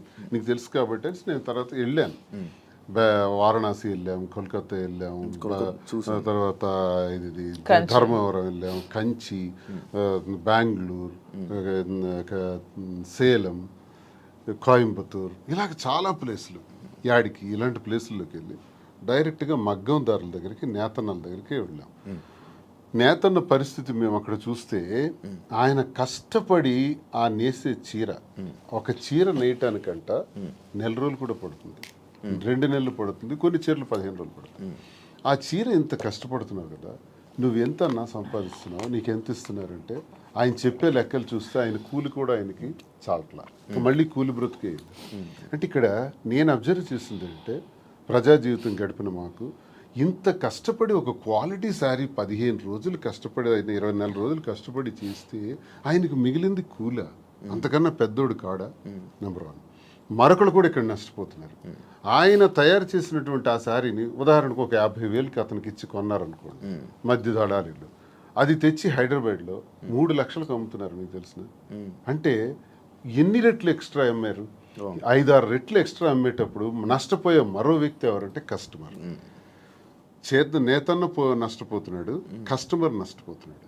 ఇది నేను గమనించింది. నేనేం చెప్పానంటే మనం లాభాపేక్షతో లాభాలు సంపాదించేయాలనుకుంటే 1,00,000 వ్యాపారాలు ఉంటాయి. నాకు తెలుసు చాలా వ్యాపారాలు ఉన్నాయి. ఇందులో నీవు ఇంట్రెస్ట్ పెడుతున్నావు కాబట్టి ఇందులో చెయ్యాలి అనుకుంటే నా తాలూకు ఉద్దేశం అంటే నాణ్యత ప్రాధాన్యత, నాణ్యతే ప్రామాణికం. ఈ 2 మైండ్లో ఎప్పుడు పెట్టుకో. Quality is our predominance. ఈ 2 బ్రెయిన్లో పెట్టుకుని ఆ ఏదైతే నేతన్న దగ్గర తీసుకుంటున్నామో ఆ నేతన్నకి మనం ఆర్థికంగా సహకరించి మరికొంత వెసులుబాటునిచ్చి అతను ఆ నేసేటట్లు చేసి అవన్నీ కలెక్ట్ చేద్దామని చెప్పి ఇప్పుడు 4-5 నెలల్లో మొత్తం దేశం నలుమూల నుంచి కలెక్ట్ చేసి దాన్ని స్టోర్లో పెట్టేటప్పుడు దానికి జిఎస్టీలు, ట్రాన్స్పోర్ట్ ఛార్జెస్, ప్రాఫిట్స్, మెయింటెనెన్స్ అన్నీ వేసుకుంటే 50,000 రూపాయల సారీని ఎంత కమ్మొచ్చు? 80,000కి అమ్మండి, 90,000కి అమ్మండి, అయితే 1,00,000కి అమ్మండి. 3 లక్షలు ఏంటండి? ఇది మోసం కదా కస్టమర్కి. మరి 3 లక్షలకు అమ్మిన లాభంలో కొంతైనా నేతనికి ఇస్తున్నావా? అది కూడా నష్టమే కదా నేతనికి. ఈ 2 ఆలోచించి ఈ 2 బ్యాలెన్స్ చేసి బిజినెస్ సక్సెస్ఫుల్గా రన్ అవ్వాలంటే వ్యాపారం పెట్టిన తర్వాత ఆ వ్యాపార యజమాని ఎవరన్నది జనానికి తెలుస్తుంది. వ్యాపారం పెట్టక ముందే మేమెవరమో జనానికి తెలుసు. కాబట్టి మా మీద ఒక ఎక్స్పెక్టేషన్ ఉంటుంది, ఒక నమ్మకంతో మా దగ్గరికి వచ్చేటప్పుడు ఆ కస్టమర్ ఆ కళ్ళల్లో నేను సరైన ప్రైస్ ఇచ్చాను అన్నటువంటి ఆనందాన్ని మేము చూడాలి. అరే నేను ఈ స్టోర్కి వచ్చి చాలా ఎక్కువ డబ్బులు ఇచ్చేసాననే బాధని ఎక్కడ ఏ కళ్ళల్లో కూడా మనం చూడకూడదు అన్నది మా ప్రధానమైనటువంటి ఉద్దేశం.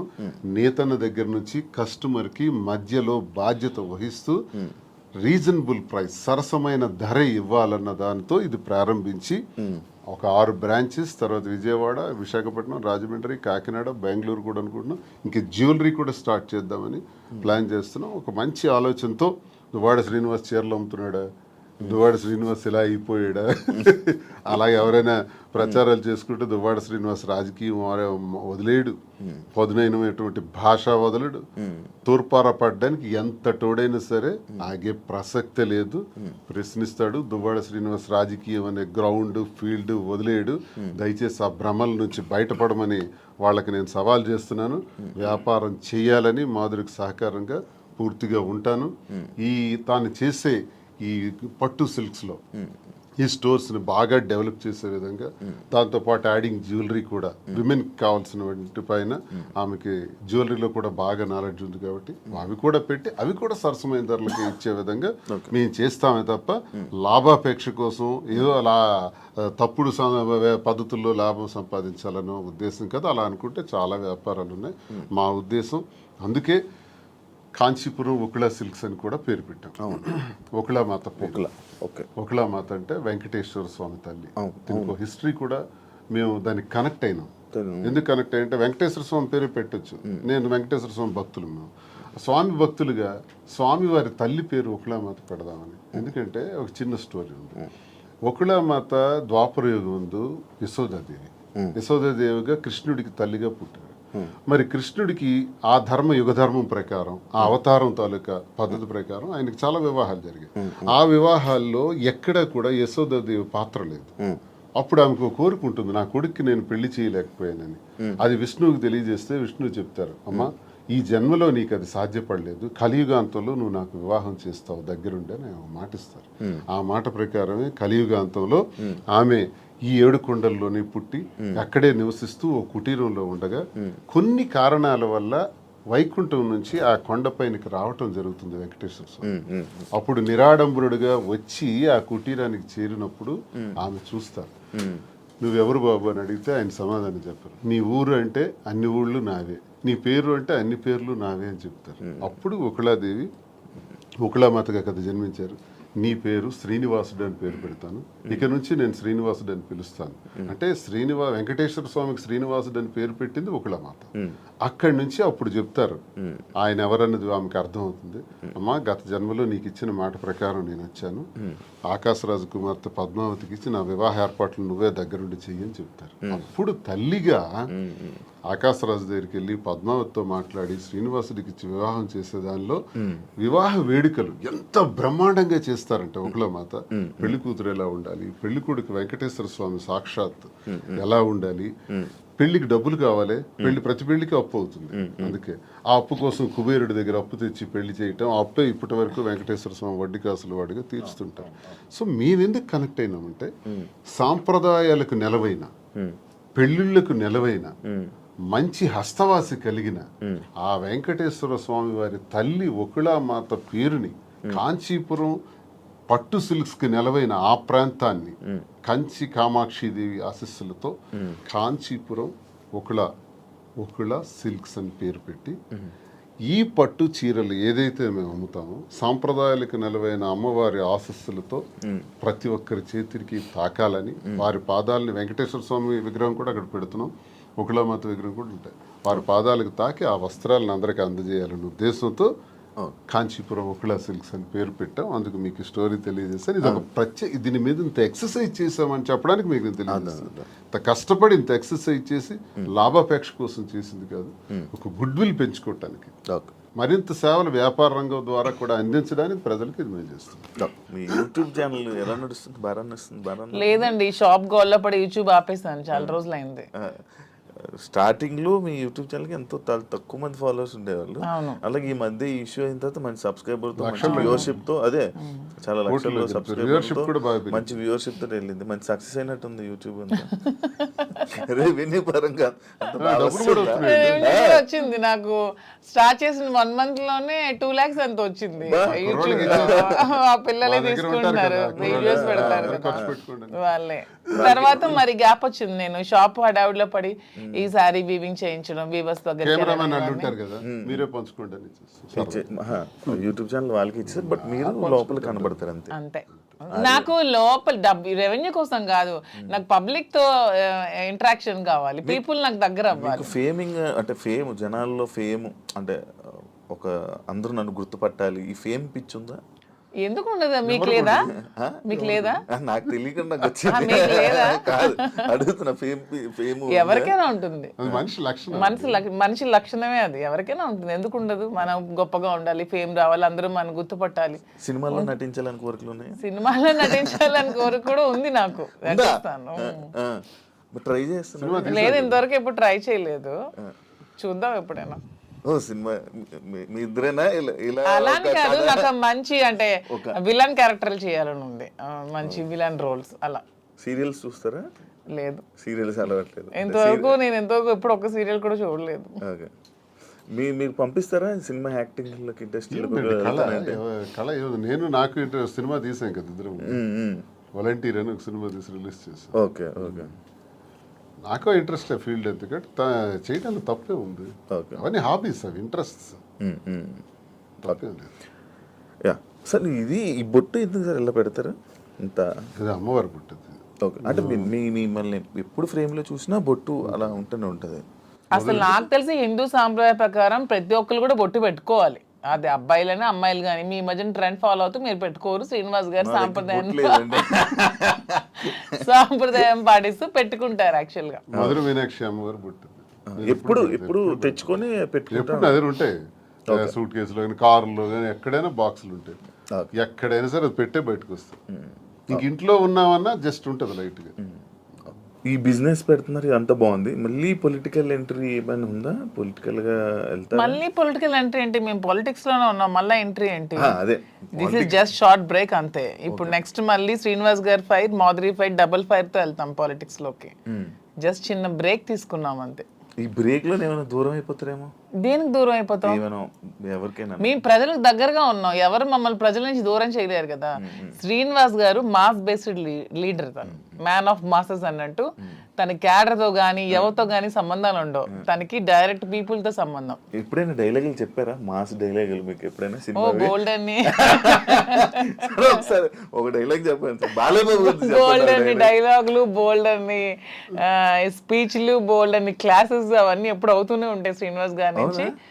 He's completely mass based leader. Duvvada Srinivas అంటే మరి మీకు తెలుసో లేదో కానీ అదే శ్రీకాకుళం మీకు కూడా తెలియాలి. అప్పటి నుంచే బాంబుల్ శ్రీని అనేవాళ్ళు దువ్వాడ శ్రీనివాస్ కి. ఒక రౌడీ, ఒక మాస్ లీడర్, పీపుల్ దగ్గరగా ఉంటాడు, ప్రజల కోసం ఎన్నో పోరాటాలు చేశాడు. ఈవెన్ షూటెడ్ సైట్ ఆర్డర్స్ వచ్చాయి అతని మీద, కాల్పులు కూడా ఎదురెళ్లారు. అలా పోరాట యోధుడు అతను. అతన్ని ఎవరు బీట్అవుట్ చేసి రాజకీయాల నుంచి తప్పించే ఇది కూడా ఎవరికి ఉండదు. అవన్నీ జస్ట్ ఇది చిన్న బ్రేక్ తీసుకున్నాను. మాస్కే చూసి పడిపోయి మాక్సిమం శ్రీనివాస్ గారిలో నాకు ఈ వ్యక్తిత్వం ఇష్టం అని చెప్తాను కదా. సార్లు మీకు ఏం నచ్చింది మామూలుగా? హీఈస్ వెరీ హానెస్ట్ అండి. ఎప్పుడు కూడా నాకు తెలిసి ఇంతవరకు నేను ఈ 5 years నేను రాజకీయాలు ఉన్నప్పుడు ఎంతో మంది వచ్చి అతని దగ్గర మేము ఇవి ఇస్తాం, ఎంత డబ్బులు ఇస్తాం, మాకు ఇది చేయండి, మాకు ఇది ఇస్తాం, మీ ట్రాన్స్ఫర్ చేయండి అన్నప్పుడు ఏ రోజు కూడా 1 రూపీ కూడా ఎవరి దగ్గర కూడా ఆశించని వ్యక్తి ఎవరైనా ఉన్నారంటే పాలిటిక్స్ లో దువ్వాడ శ్రీనివాస్ ఒక్కలే. ఈవెన్ కాకరాపల్లి అప్పుడు థర్మల్ పవర్ ప్లాంట్ ఉద్యమంలో కూడా తనకు 20 crores తెచ్చి ఆఫర్ ఇచ్చారు కంపెనీ వాళ్ళు. అది తృణోపాయంగా కాదనుకున్నారు. ఆ టైంలో తీసుకుని ఉంటే ఎలక్షన్లు అప్పుడే గెలిచేవాళ్ళు. అతను అవతల పార్టీ వాళ్ళు తీసుకున్నారు, ఆ చిన్నాడు వాళ్ళు గెలిచారు. ఆ టైంలో 1 రూపీ కూడా లేకుండా ఎలక్షన్ లో పార్టిసిపేట్ చేశారు. కానీ ఏ రోజు కూడా లంచాలకి ఎప్పుడు కూడా తను తలొగ్గలేదు. దానికి అతీతంగానే పనిచేశారు. చాలా హానెస్ట్ గా ఉండి ఎప్పుడు అబద్ధాలు చెప్పరు, స్ట్రైట్ ఫార్వర్డ్. ఎవరు ఏదైనా ప్రత్యర్థుల మీద విరుచుకు పడతారు, చాలా ఫ్రాంక్ గా ఉంటారు. తన నమ్ముకున్న నాయకుడి కోసం ఎంతవరకైనా వెళ్తారు. జగన్మోహన్ రెడ్డి అంటే అతనికి చాలా ఇష్టం, దైవ సమానులుగా భావిస్తారు. అతని కోసం మానవ బాంబులా కూడా ఉంటారు. అంటే అతని కోసం జగన్మోహన్ రెడ్డి కోసం అటాక్ అంటే వెళ్ళి ఎదురుగా నిలబడమన్నా నిలబడతారు. నమ్ముకున్న వ్యక్తి కోసం ప్రాణం ఇచ్చే టైప్. సో ఇంత మంచి క్వాలిటీస్ ఎవరిలో ఉంటే ఎవరైనా ఇష్టపడతారు. ఒక పాయింట్ మధ్యలో, శ్రీని గారు అబద్ధాలు ఆడరండి? అస్సలు ఆడరు. మీరు ఎప్పుడు అబద్ధం ఆడలేదు మీ వైఫ్ వాణి గారి దగ్గర కానీ అక్కడ? నేను అబద్ధం ఎప్పుడు? దేనికి ఆడాలి? అన్ని ఫెయిర్ గానే ఉంటాను నేను. ఓకే. ఆ ఫెయిర్ ఇప్పుడు ఈ విషయాన్ని ఫెయిర్ గా ఉండడం వల్లే ఎక్కువ గొడవలు అయ్యి అర్థం చేసుకోవాలి అతన్ని. ఓకే. సరే, మీకు సో అదే మా ధైర్యం. ఇప్పుడు అవినీతి తిన్నట్టు అవినీతి అక్రమాలు భూదందాలు అధికార దుర్వినియోగం చేస్తే ఇప్పుడు కూటమి ప్రభుత్వంకి బెస్ట్ ఛాన్స్. నా మీద అవన్నీ తీయొచ్చు, లోపల ఇయ్యొచ్చు. నేను ఇంత టార్గెట్ చేసి మాట్లాడదాను కదా. ఇంతమంది నాయకుల మీద ఎన్ని ఉంటాయి కానీ ఇతని మీద ఏం ఉండవు, క్లీన్ చిట్ తో ఉంటారు. జరగడానికి వీళ్ళు అవి నేను చేయను. అదే నా ధైర్యం. మీరు అదే ఇందాక మర్చిపోయాను, మీరు ఏం డైలాగ్ ఎప్పుడైనా చెప్పారా మాధురి గారికి? ఏమైనా ప్రపోజ్ చేసినప్పుడు కానీ లేకపోతే అప్పుడప్పుడు ఏమైనా చెప్తా ఉంటారు? న్యాచురల్ గా ఉంటుంది తప్ప డైలాగ్స్ ఇవన్నీ కావు. తనకి ఆ రకంగా నాలో ఉన్న క్వాలిటీస్ నచ్చిండొచ్చు. ఆమెలో ఉన్నటువంటి ప్రేమతత్వం నాకు నచ్చింది. అదే కదా నేను కోల్పోయాను. ఆమె దగ్గర అదే పొందాను. నా కోసం పాపం అన్యాయం అయిపోయింది, ఒంటరి అయిపోయింది, కన్నవారి అత్తవారి దగ్గర మాట పడింది. సమాజంలో చాలా మంది ఏకాకిం చేసేసినారు. ఈ పరిస్థితుల్లో ఏం చేయాలి? నా పిల్లలు బాగానే ఉన్నారు, భార్య అందరూ బాగానే ఉన్నారు, ఆస్తులు రాసేసాను. సో వదిలేద్దామా? మా కోసం త్యాగం చేసిన అమ్మాయికి మేమే రాజకీయాల్లో తీసుకొచ్చి విడిచిపెట్టేస్తే ఒకవేళ ఏదైనా జరిగితే మనసు చిన్నది చేసుకుంటే ఆ పాపం మాకు చుట్టదా? మరి అలా ఉండేటువంటి అమ్మాయికి భరోసాగా నేను నిలబడ్డాను. నిలబడి నేను త్యాగం నేను నిలబడటం గొప్పతనం కాదు, నాలాంటి వాడి కోసం ఆమె నిలబడటం గొప్పతనం. నా జీవితం అంతా కూడా కేసులు, గొడవలు, ఇబ్బందులు, శత్రువర్గాలు చాలా ఎక్కువ. పాలిటిక్స్ లో సొంత పార్టీలో కూడా నాకు శత్రువులు ఉన్నారు. సొంత పార్టీలో నా తీరు నచ్చని వాళ్ళు ఉన్నారు. నేను ముక్కుసూటిగా ఉంటాను కాబట్టి ఎవరికి నచ్చదు. నేను ఎవరికి ఖాతరు చేయను. నా వ్యక్తిగత జీవితం నా మైండ్లో ఏదనుకుంటే అదే చేస్తాను. ఇలాంటి విభిన్నమైన కోణాలు కలిగిన వ్యక్తితో తానెందుకు ఈ టార్చర్ భరించాలా? తన త్యాగమా నా త్యాగమా? ఇన్ని బాధల మధ్య నేను భరోసాగా ఉండి మేము కలవాల్సిన పరిస్థితి వచ్చిందే తప్ప మేమేదో సమాజానికి చేసింది ఏదో ఇలా ఉండొచ్చా, ఇలా చెయ్యొచ్చా, ఇలా మీకే ప్రశ్నించబడిన వాళ్ళు చాలా మంది అనొచ్చు, ఏం సందేశం ఇస్తాడు, ఇవన్నీ అంటే ఇది మా పరిస్థితి. అన్నీ ఎక్స్ప్లెయిన్ చేసాం. బాగుంది. దయచేసి విమర్శించేవాడు కూడా మీరు చాలా సందేశాలు మీవి తీస్తే బోల్డ్ ఉంటాయి. ఓకే. ఇప్పుడు మీ 2 పిల్లల్ని, మీ 3 పిల్లల్ని మేమే చూసుకుంటాం అది అన్నారు. కానీ వాళ్ళు యాక్సెప్ట్ చేస్తారా మీ దగ్గర మా ధర్మం చేస్తున్నారా? మా ధర్మం మాది. ఇప్పుడు చేసినా చేయకపోయినా వాళ్ళ పిల్లలు ఆల్రెడీ సెటిల్డ్ అండి. ఒక అమ్మాయి, ఇద్దరు అమ్మాయిలు డాక్టర్లు అయిపోయారు. ఒక అమ్మాయికి ఆల్రెడీ మ్యారేజ్ చేస్తారు, ఇంకో అమ్మాయికి మ్యారేజ్ ఉంది. అది కూడా వాణి గారు డబ్బులు అడిగారు, అది కూడా తను ఒప్పుకున్నారు. మ్యారేజ్ చేయడానికి మేము ఫైనాన్షియల్ గా ఇస్తామని చెప్పి అది కూడా ఒప్పుకున్నారు. దాని కూడా నాకు ఏ విధమైన ప్రాబ్లం కూడా లేదు. ఇప్పుడు అందరూ అనుకుంటూ ఉంటారు మాధురి నాశనం చేసింది, మాధురి ఇచ్చేసింది, అది చేసింది అని. ఇక్కడ నాశనం అయిపోయింది, కోల్పోయింది ఎవరు? నేను, నా పిల్లలు. ఈ హోల్ చాప్టర్ లో నేను ఇంతవరకు ఎప్పుడు ఎవరి దగ్గర అనలేదు, కానీ మీ ఐ డ్రీమ్, నా పిల్లలు కోల్పోయారు కదా లైఫ్ ని. నా పిల్లలు అనాథలు అయిపోలేదా? నా పిల్లలు సమాజంలో ప్రాబ్లమ్స్ ఎదుర్కోరా? Vani already 58 years old, 60 years women. తనకి అన్ని సెటిల్ అయిపోయింది, ఫైనాన్షియల్ గా వెల్ సెటిల్డ్ అయిపోయింది. పిల్లలిద్దరిని పెళ్లిళ్ళు చేసుకుంది, పిల్లలిద్దరు డాక్టర్లు అయిపోయారు. నా పిల్లలు ఇంకా చిన్న చిన్న 5 years 7 years పిల్లలే. సో ఇందులో కోల్పోయింది ఎవరు? నేను, నా పిల్లలు. అందరూ ఈజీగా అనేవచ్చు ఆస్తులు తీసుకుంది, అవి చేసుకుంది, ఇవి చేసుకుందని. కానీ హోల్ చాప్టర్లో నేను, నా పిల్లలు లాస్ అయ్యాం. ఇందులో లాస్ అయింది శ్రీనివాస్ గారు లాస్ అవ్వలేదు, వాళ్ళ వైఫ్ లాస్ అవ్వలేదు, వాళ్ళ పిల్లలు లాస్ అవ్వలేదు, నా ఫ్యామిలీ, మా హస్బెండ్ వాళ్ళు లాస్ అవ్వలేదు. దీంట్లో నేను, నా పిల్లలు కోల్పోయాం మా జీవితాన్ని. సో ఇది ఎవరు ఏ విధంగానే కామెంట్స్ చేసుకోవచ్చు, కానీ నేను ఓపెన్గా చెప్పాలంటే నా పిల్లలు లాస్ అయ్యారు. సో ఆ పిల్లలు నేను చాలా జాగ్రత్తగా తీసుకుంటూ, వాళ్ళు ఉన్నతంగా చదివించుకుంటూ, వాళ్ళు ఉన్నతమైన స్థానంలో పెట్టాలన్న ఆలోచనతోనే నేను ఇవన్నీ కష్టపడుతూ చేస్తున్నాను. దీన్ని ఎవరు ఏ విధంగా తీసుకున్నా ఐ డోంట్ కేర్. ఆయన పరువు లాస్ అయ్యారు అని అంటే ఎవరు? శ్రీనివాస్ గారు పరువు ఎక్కడ లాస్ అయింది? శ్రీనివాస్ గారిని ఎవరు అనట్లేదు. ఇప్పుడు మీరే అన్నారు మాధురియే లాక్కుంది, మాధురియే వశీకరణం చేసింది, మాధురియే మందు పట్టింది అంటున్నారు. కానీ శ్రీనివాస్ గారు మాధురిని వశీకరణం చేశాడు, శ్రీనివాస్ మాధురిని మోసం చేశాడు, శ్రీనివాస్ మాధురిని నమ్మబలికాడని ఎవరు అనట్లేదు కదా. పోతుందంటే దేశద్రోహం చేసిన, అవినీతి చేసిన, ఇంకోటికి తాలూకు ఆస్తులు దోచేసిన, ఇలాంటివి పరుగుపోయాం. అసలు ఇది మా పర్సనల్ ఇష్యూ అండి. పర్సనల్ ఇష్యూకి దీనికి సంబంధం ఏంటి? పర్సనల్ ఇష్యూ మా మానసిక సంఘర్షణ వల్ల మేము తీసుకున్న నిర్ణయాలు. నన్ను క్యారెక్టర్ అసాసినేషన్ చేశారు, నన్ను పొలిటికల్ గా నన్ను ట్రోల్స్ చేస్తున్నారు, నన్ను కామెంట్స్ చేస్తున్నారు, నన్ను కాంట్రవర్సీలో పెడుతున్నారు, ఎన్ని నెగిటివ్ కామెంట్స్ చేస్తున్నారు, నాది కాని వీడియోస్ నేనని పెడుతున్నారు, నాది కాని వాయిస్లు నావని పెడుతున్నారు. ఏ యాక్సిడెంట్ లో ఎన్ని ఒకటా రెండా? ఈ 6-7 నెలలుగా నా మీద ఎన్ని చేయాలన్నది ఎవ్వరికి ప్రపంచంలో ఏ పని లేదన్నట్టు, ఒక్క మాధురియే ఉందన్నట్టు నన్నే అటాక్ చేస్తూ, నన్నే ట్రోల్ చేస్తూ, నన్నే సెంటర్ చేస్తూ, నన్నే టార్గెట్ చేస్తూ ఎంత చేయాలో అంత చేస్తున్నారు. నేను ఏ రోజు పోలీస్ స్టేషన్ మెట్లు ఎక్కానని నాకు తెలియదు, పోలీస్ స్టేషన్ చూసానని తెలియదు. ఈ పొలిటికల్ లైఫ్లోకి వచ్చాక, శ్రీనివాస్ గారి లైఫ్లోకి వచ్చాక స్టేషన్లకు తీసుకెళ్ళి కూర్చోబెట్టారు, ఎన్ని పెట్టారు. సో అన్ని కోల్పోయింది నేను, నా పిల్లలు లాస్ అయ్యాం దీంట్లో. వాణి అని చెప్పొచ్చు ఇంటర్వ్యూల ముందుకు వచ్చి, ఏం కోల్పోయిందో చెప్పమానండి.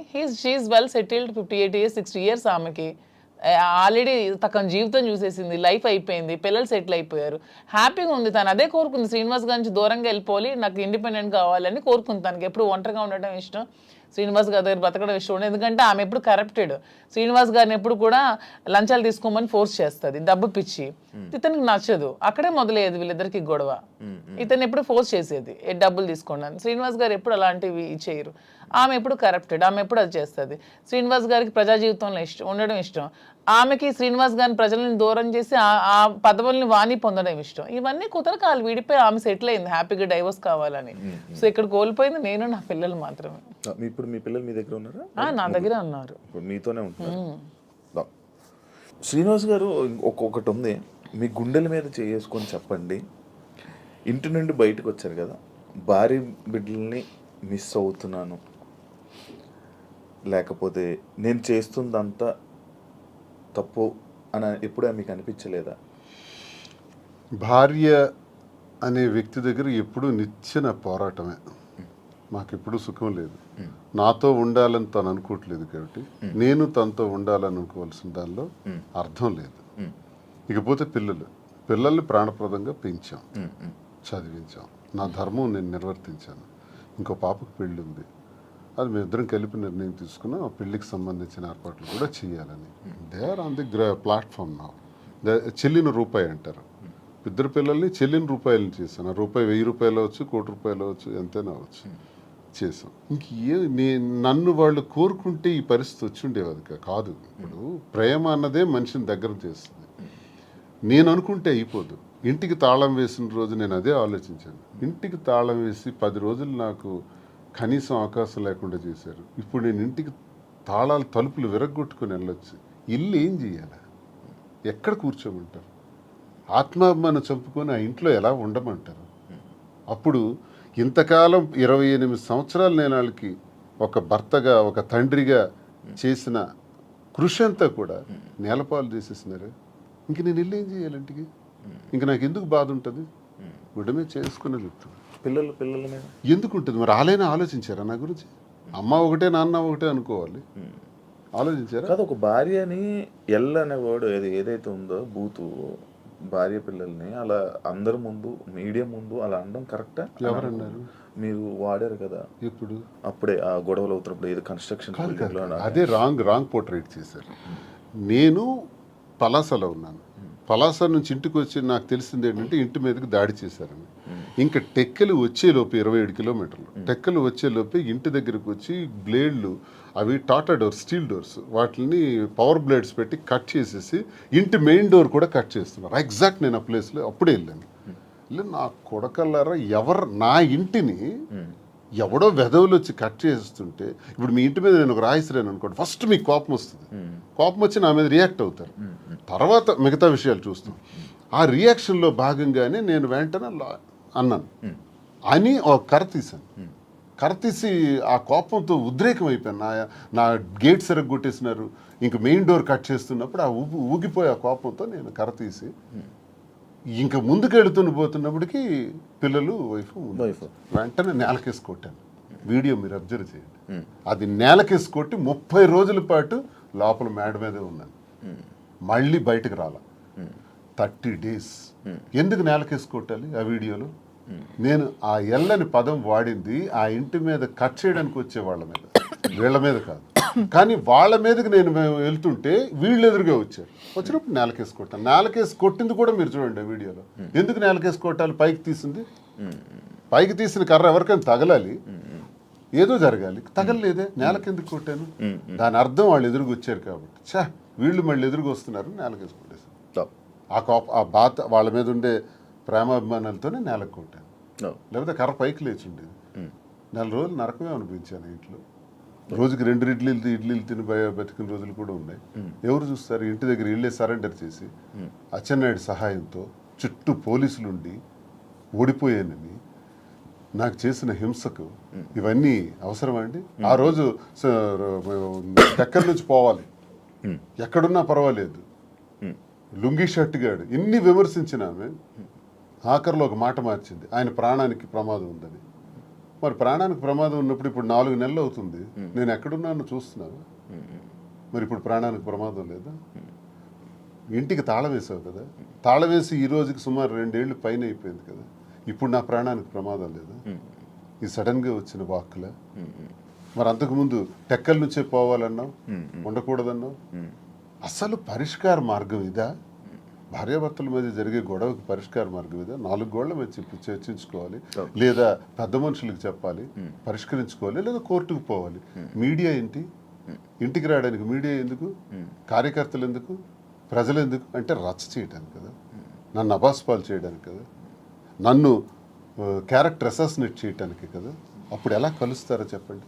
కానీ ఈ ఇష్యూ అప్పుడు ప్రేమాభిమానాలు ఎందుకు ఉంటాయో నాకు చెప్పండి ఒకసారి. ఈ మ్యాటర్ని మీరు ఏదో రాజకీయం చేసినట్టు ఇప్పుడు మాటల్లోనే అర్థమవుతుంది. అంటే అచ్చెన్నాయుడు గారు ఎందుకు వచ్చారు ఈ ఇష్యూ? మరి అచ్చెన్నాయుడు సహాయం లేకపోతే పోలీసులు వచ్చి అక్కడ ఆవిడకి ఎందుకండి అంటే ఇంటికి ఒక ముందు lady- అలా కాదు శివ గారు, ఒక్క నిమిషం అండి. ఈ ఇంటికి రాకముందే మేము ఏ ఇల్లు అయితే కట్టుకొని మా ఇద్దరం ఇంట్లో ఉంటున్నామో, ఈ ఇంటికి ముందు 1 year ముందే ఆవిడ డైవర్స్ కావాలని ఎదురు సెటిల్మెంట్ కోరుకుని ఎదురు సెటిల్మెంట్ అయిపోయింది. ఆమె డైవర్స్ కావాలని అడిగింది.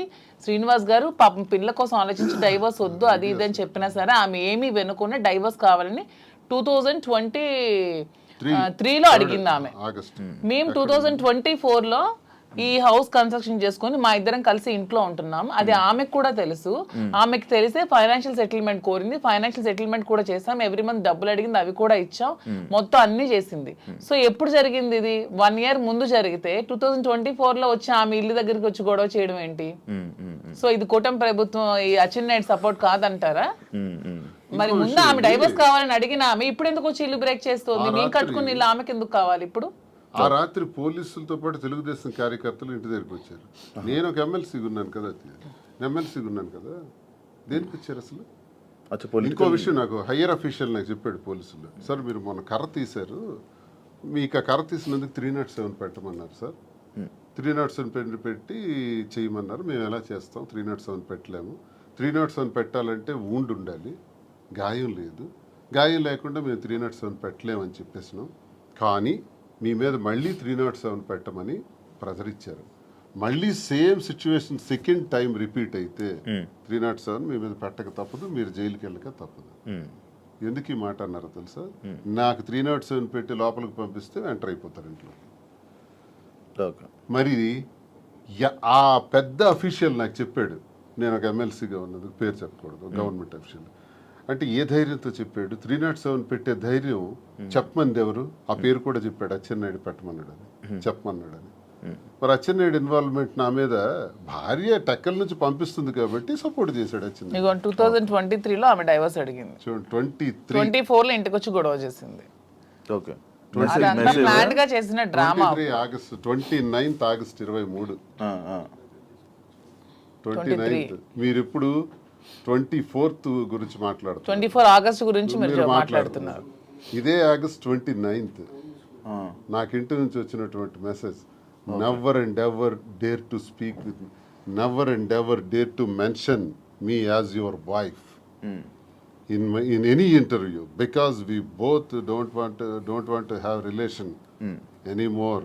You only mention my name, and I am also not to mentioning you as my husband. I want divorce. అని ఫస్ట్ తానే. అది 2023. ఓకే, ఈ గొడవ 2024. 2022లోనే గొడవలు జరిగాయి. 2022 నుంచి మా ఇద్దరం కలిసే ఉన్నాం. She know everything. తను మీరు ఇద్దరు కలిసి ఉండండి, నాకు అనవసరం, నాకు టికెటే కావాలని చెప్పి కోరుకుందామె. అలాగని టికెట్ కూడా ఇచ్చేసారు శ్రీనివాస్ గారు. అయినా సరే ఆమె నిలబెట్టుకోలేకపోతే పార్టీ మళ్ళీ శ్రీనివాస్ గారు టికెట్ ఇచ్చింది. సో మా రాష్ట్ర ప్రజల దౌర్భాగ్యం, వాళ్ళ కర్మ చేసుకొని జగన్ చెప్పండి అని అంటే అనుకుంది కాబట్టి ఇవన్నీ జరిగాయి అంటున్నాను. లేకపోతే మా మధ్య ఇవన్నీ ఉండేవి కావు. చెప్తున్నా, ఆమె చేసిన దానికి ఇవన్నీ జరిగాయి. కానీ ఆమె ఏదో ఏడుస్తూ ఉంటే నమ్మేస్తున్నారు జనాలు. వాణి ఏదో నష్టపోయింది అనుకుంటే, వాణి షీఈస్ వెరీ వెరీ హ్యాపీ. నన్ను బయటకు పుష్ చేయడం వల్ల షీఈస్ ఫీలింగ్ వెరీ హ్యాపీ. అది చాలా మందికి తెలియదు. ఇప్పుడు మీరు ఇప్పుడు వెళ్తారు కదా మీ ఊరు, మీ ఇల్లు కట్టుకున్న ఇంటిదే ఉంటాం. మేము కట్టుకున్న ఇంట్లో ఉంటాం. మీరు కట్టుకున్న ఇంట్లోనే ఉంటున్నాము. ఓకే, హ్యాపీగా ఉన్నారు. వాళ్ళకి ఏ నష్టం సార్? వాళ్ళకి ఏముంది? వాళ్ళకి నష్టమే ఉంది. దేనికి లోటు ఉంది? వాళ్ళకి నష్టం ఉంటుంది. అన్ని సెటిల్డ్ కదా. ఓకే, నాకు ప్రాబ్లం ఉంది. ఇప్పుడు నా బండి ఎలా నడపాలి, ఇప్పుడు ఆ పాపకని, రెండో పాపకని పెళ్లికి సంబంధించి, ఇప్పుడు నా నష్టపోయిన ఈ 3 పిల్లలకు సంబంధించి ఈ వ్యాపారాలు, ఈ ఒత్తిళ్ళు ఇప్పుడు నాకున్నాయి తప్ప వాళ్ళకే ఉంది. తనకేముంది చెప్పండి? ఆ ముద్దనుకుంటున్నాను, ఫ్రీగా ఉంది. Done, thank you. నేను ఇప్పుడు మీ రాజకీయం మీరు వదిలేసేయండి, మీ బిజినెస్ మ్యాన్ అని కానీ మీరు కూడా రాజకీయం వదిలేసి ఇప్పుడు మీరు 2022లో మీరిద్దరు ప్రేమికులుగా ఎలాగ ఉన్నారు అలానే ఇప్పుడు నా ముందు ఉండండి కాసేపు. ఇప్పుడు ఈ దేని గురించి మనం మాట్లాడట్లేదు. Actually interview February 14th lovers day. మీరు ఇప్పుడు ప్రేమికులే కదా? మేము February 14th ప్రేమికులం కాదు, మేము ప్రతిరోజు ప్రేమికులం. అందుకే ఇప్పుడు కూడా ఈ February 14th వస్తుంది కాబట్టి, ఇది February 14th స్పెషల్ కాబట్టి మీకు కొన్ని ఉన్నాయి. అంటే మీకు rose day, teddy day, chocolate day ఇలాంటివి తెలుసా? ఐడియా ఉంది కదా? వ్యాలంటైన్స్ డే గురించి కూడా ఉంది కదా. ఏం సార్? అసలు చాలా మందికి దీని మీద అపోహలు కూడా ఉన్నాయి. 270 క్రీస్తు పూర్వం, బిఫోర్ క్రీస్తు, అంటే ఇంచుమించు ఆల్మోస్ట్ 2700 సంవత్సరాల క్రితం రోమ్లో ఒక వ్యాలంటైన్ అని ఒక ప్రవక్త ఉంటాడు. ఆయన ఏం చేశాడంటే కొత్తగా ప్రేమ పాఠాలు, ప్రేమ వివాహాల గురించి చెప్పడం ప్రారంభించాడు. ఆ రోమ్ నగరానికి, దేశానికి రాజు అయినటువంటి క్లాడియస్ ఏంటంటే ఇలాంటి ప్రేమ పాఠాలు చెప్తున్నాడు, వీడికి చంపాలి అని కొంచెం కోపం పెంచుకుంటాడు. ఇదే టైంలో క్లాడియస్ కూతురు ఇతను లవ్ చేస్తుంది, ఆయన ప్రేమ పాఠాలు విని, ఎవరిని, వ్యాలంటైన్స్. అప్పుడు రాజు ఏమిటంటే ఆయన్ని చంపేస్తాడు, అంటే హ్యాంగ్ చేస్తాడు. అదే February 14th. అక్కడికి 20 సంవత్సరాల తర్వాత గెలాషియస్ అనే మరో ప్రవక్త, ఇది చాలా గొప్ప రోజు, ఇది మనకి ప్రేమతత్వాన్ని నేర్పించారు వ్యాలంటైన్. ప్రేమ అంటే తల్లి తండ్రులు పిల్లలకి మధ్యన ఉండేది, అక్క చెల్లెల మధ్యన ఉండేది, అన్నదమ్ముల మధ్యన ఉండేది ప్రేమ. ఆ ప్రేమకు అర్థం ఉంది, ఆ ప్రేమకి రిలేషన్ ఉంది. కానీ స్నేహితుల మధ్య ఉండే ప్రేమ, ఒక ఆడామగ మధ్య ఉండే ప్రేమ, దానికేం రిలేషన్ ఉంది? ఆ తత్వం గురించి తెలియజేశాడు ఆ ప్రవక్త వ్యాలంటైన్. కానీ ఆయనకు గురేశారు. అలాంటి వ్యాలంటైన్కి ఉరేయటం వల్ల అతను గొప్పవాడు, గొప్ప ప్రవక్త, ప్రేమతత్వం నేర్పిన ప్రవక్త కాబట్టి ఆయన రోజుని నేను ప్రేమికుల రోజుగా నిర్ణయిస్తానని గెలాసియస్ అనేటటువంటి మరో కింగ్ దాన్ని డిసైడ్ చేస్తాడు. సో ఇప్పుడు వరకు కొన్ని దేశాలు దీన్ని అంగీకరిస్తారు, కొన్ని ప్రాంతాలు వ్యతిరేకిస్తారు, అపోహలు పెట్టుకుంటారు. జరిగిన కథ ఇది. సో దీనివల్ల మనం నేర్చుకోవాల్సింది ఏంటంటే ఈ ప్రేమతత్వాన్ని ప్రతి వ్యక్తిలో కూడా ఉండాలి. స్నేహితుల మధ్య ఉండాలి, కుటుంబాల మధ్య ఉండాలి, భార్యాభర్తల మధ్య ఉండాలి. ఆ ప్రేమతత్వం ద్వారా మేము ఈరోజు ప్రేమతోనే ఇంతవరకు వచ్చాం కాబట్టి ప్రేమతోనే ఉంటున్నాం కాబట్టి వాస్తవమైన మాటలు నా మనసులో ఉన్నది నేను ఆమెకు చెప్పాలి, ఆమె నాకు చెప్పాలి, చెబుతూ అందరూ ఇలాగే ఉండాలి, ప్రేమతో ఉండాలి. ప్రేమతో ఉంటే దేశాలే గెలవచ్చు, ఏ జయాలను పొందొచ్చు. రాజ్యాలే ప్రేమ లేకపోతే రాజ్యాలు కోల్పోతాం, ప్రేమ ఉంటే రాజ్యాలే గెలవచ్చు. ఒక్క మాటతో, ప్రేమతో, ప్రేమపూరితమైన మాటతో అన్నీ గెలవచ్చు.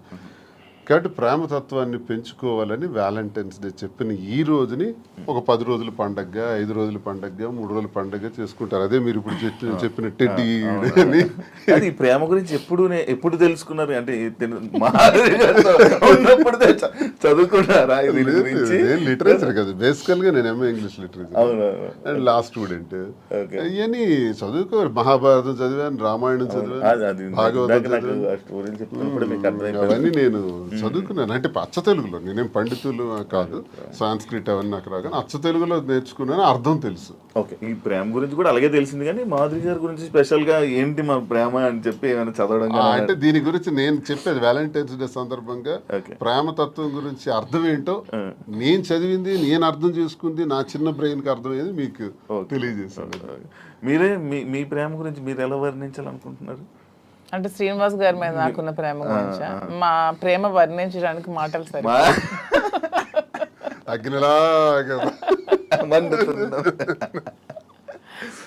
ఇప్పుడు నేను ఈ రోజు వరకు ఎప్పుడు నా జీవితంలో వ్యాలంటైన్స్ డేకి ఈ డేస్ ఏవైతే ఉంటాయో అది నాకు ఎక్స్పీరియన్స్ లేదు. బట్ నేను ఎప్పుడు చూడలేదు. అంటే ఎలా ఇచ్చుకుంటారు, ఎలా మాట్లాడుకుంటారు, ఏం ప్రేమించలేదా? నేను ఉండేది అవన్నీ అయిపోయి సార్. కానీ ఇప్పుడైతే ఏం లేదు, ఖాళీ. ప్రేమ ఉండాలి జీవితంలో. దొరకట్లేదు సార్. నేను ప్రేమనిస్తున్నాను.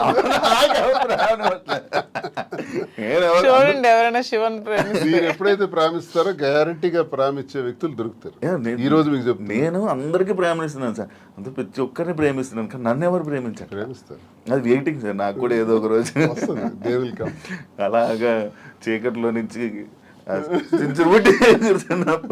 గెంతుకుంటూ అలా ఎప్పుడైనా వస్తారేమో వెయిటింగ్. యా, రోజ్ డే కాబట్టి ఒకరికొకరు రోజు ఇచ్చుకోండి. ఫస్ట్ రోజు ఇచ్చేసుకోండి. మీ దగ్గర ఉన్నాయి. ఇప్పుడు నేను ఈ ఎవ్రీడే ఏదైతే రోజ్ డే ఉందో, propose day, chocolate day, teddy day, promise day, మీలా నేను చూడకుండా చెప్పలేకపోతున్నాను. చూసారా? అంటే అంత ఎక్స్పీరియన్స్ లేదు నాకు. ఇవన్నీ మీరు ఇప్పుడు ఇవన్నీ మీరు చేసుకుంటే నేను చూసి ఆడియన్స్ కూడా చూస్తారు. అండ్ మీ ప్రేమని మీరు ఇప్పుడు ఈ ఇంటర్వ్యూ ద్వారా తెలియజేసుకోండి ఒక్కొక్కరు. ఓకేనా? ఫస్ట్ రోజ్ డే మీ స్టైల్లో మీరు ఇవ్వాలి. మీ స్టైల్ సింపుల్గా ఇచ్చేసుకోవడం కాదు, ఒక ప్రపోజల్. ఓకే, మాకు ఎవరికి సంబంధం లేదు. క్యారెక్టర్లో గెలుపు Raju. Thank you. I love you too. Thank you Raju. Rose day, అబ్బా ఎంత చక్కగా రోజ్ ఎక్స్చేంజ్ చేసుకున్నారో. ప్రపోజ్ చేయండి మంచిగా. నాకు అది కాదు, ఐ లవ్ యూ కాకుండా ఏమైనా చెప్పాలనుకుంటున్నది ఏమైనా ఉందా? ప్రపోజ్ డే రాజా, ప్రేమ అంటే ఒకరికొకరు సుఖంలో సంతోషంలో ఉండడం కాదు, కష్టంలో ఉండడమే అసలైన ప్రేమ అని మా ఇద్దరం చాలామందికి నిరూపించుకున్నాం.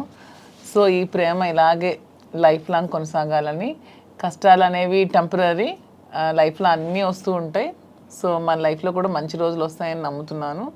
సో ఇలాగే మన లైఫ్ లాంగ్ ఇద్దరు ప్రేమిస్తూ ఇలాగే హ్యాపీగా ఉండాలని కోరుకుంటూ ఈ ప్రపోజ్ డే రోజు నీకు ఐ లవ్ యూ చెప్తున్నాను. ఐ లవ్ యూ రాజా. చాలామంది జీవితంలో ఆశయాలు, కోరికలు ఉంటాయి.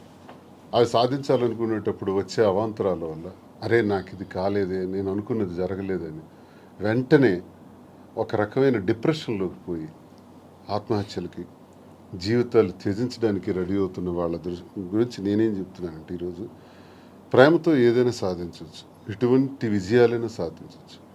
మేమిద్దరం ఇన్ని కష్టాల మధ్య, మాది ఆత్మహత్యా సదృశ్యమే, సామాన్యమైన విషయం కాదు, కానీ ఎన్ని కష్టాల మధ్య, ఎన్ని హడిల్స్ మధ్య, ఇన్ని ఇష్యూస్ మధ్య ఎదుర్కొంటూ సమాజంలో మళ్ళీ నిలదొక్కుంటూ నిలబడగలుగుతున్నామంటే ప్రేమే కారణం. మన ఇద్దరి తాలూకా ఈ స్నేహం, ఈ ప్రేమ శాశ్వతం. సూపర్. చాక్లెట్ డే అన్ని డేస్ మీతో ఇప్పుడే ఇప్పుడు ఎక్స్పీరియన్స్ అవ్వలేదు కదా మీరు కూడా ఎప్పుడు? యా, చాక్లెట్ డే నాకు హార్ట్.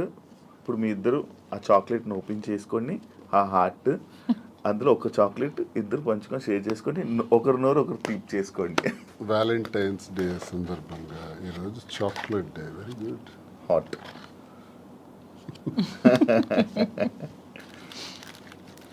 చాక్లెట్, నీకు ఇష్టమైన చాక్లెట్? నాకు యాక్చువల్గా చాక్లెట్స్ అంటే చాలా ఇష్టం. అవునా? అందుకే సార్ తెచ్చి ఇచ్చారు. ఏదైనా వేడుక స్వీట్తోనే స్టార్ట్ చేస్తారంట. సో ఈ స్వీట్ లాగే మన ఇద్దరి మధ్యలో ఇంకా స్వీట్గా ఉంటారని love sweet chocolate.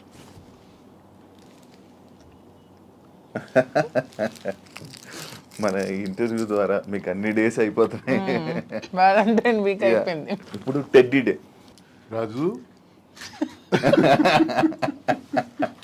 Valentine's day సందర్భంగా ఈ టెడ్డీ బేర్ ఇది నీలాగే ఉంది, నీ మైండ్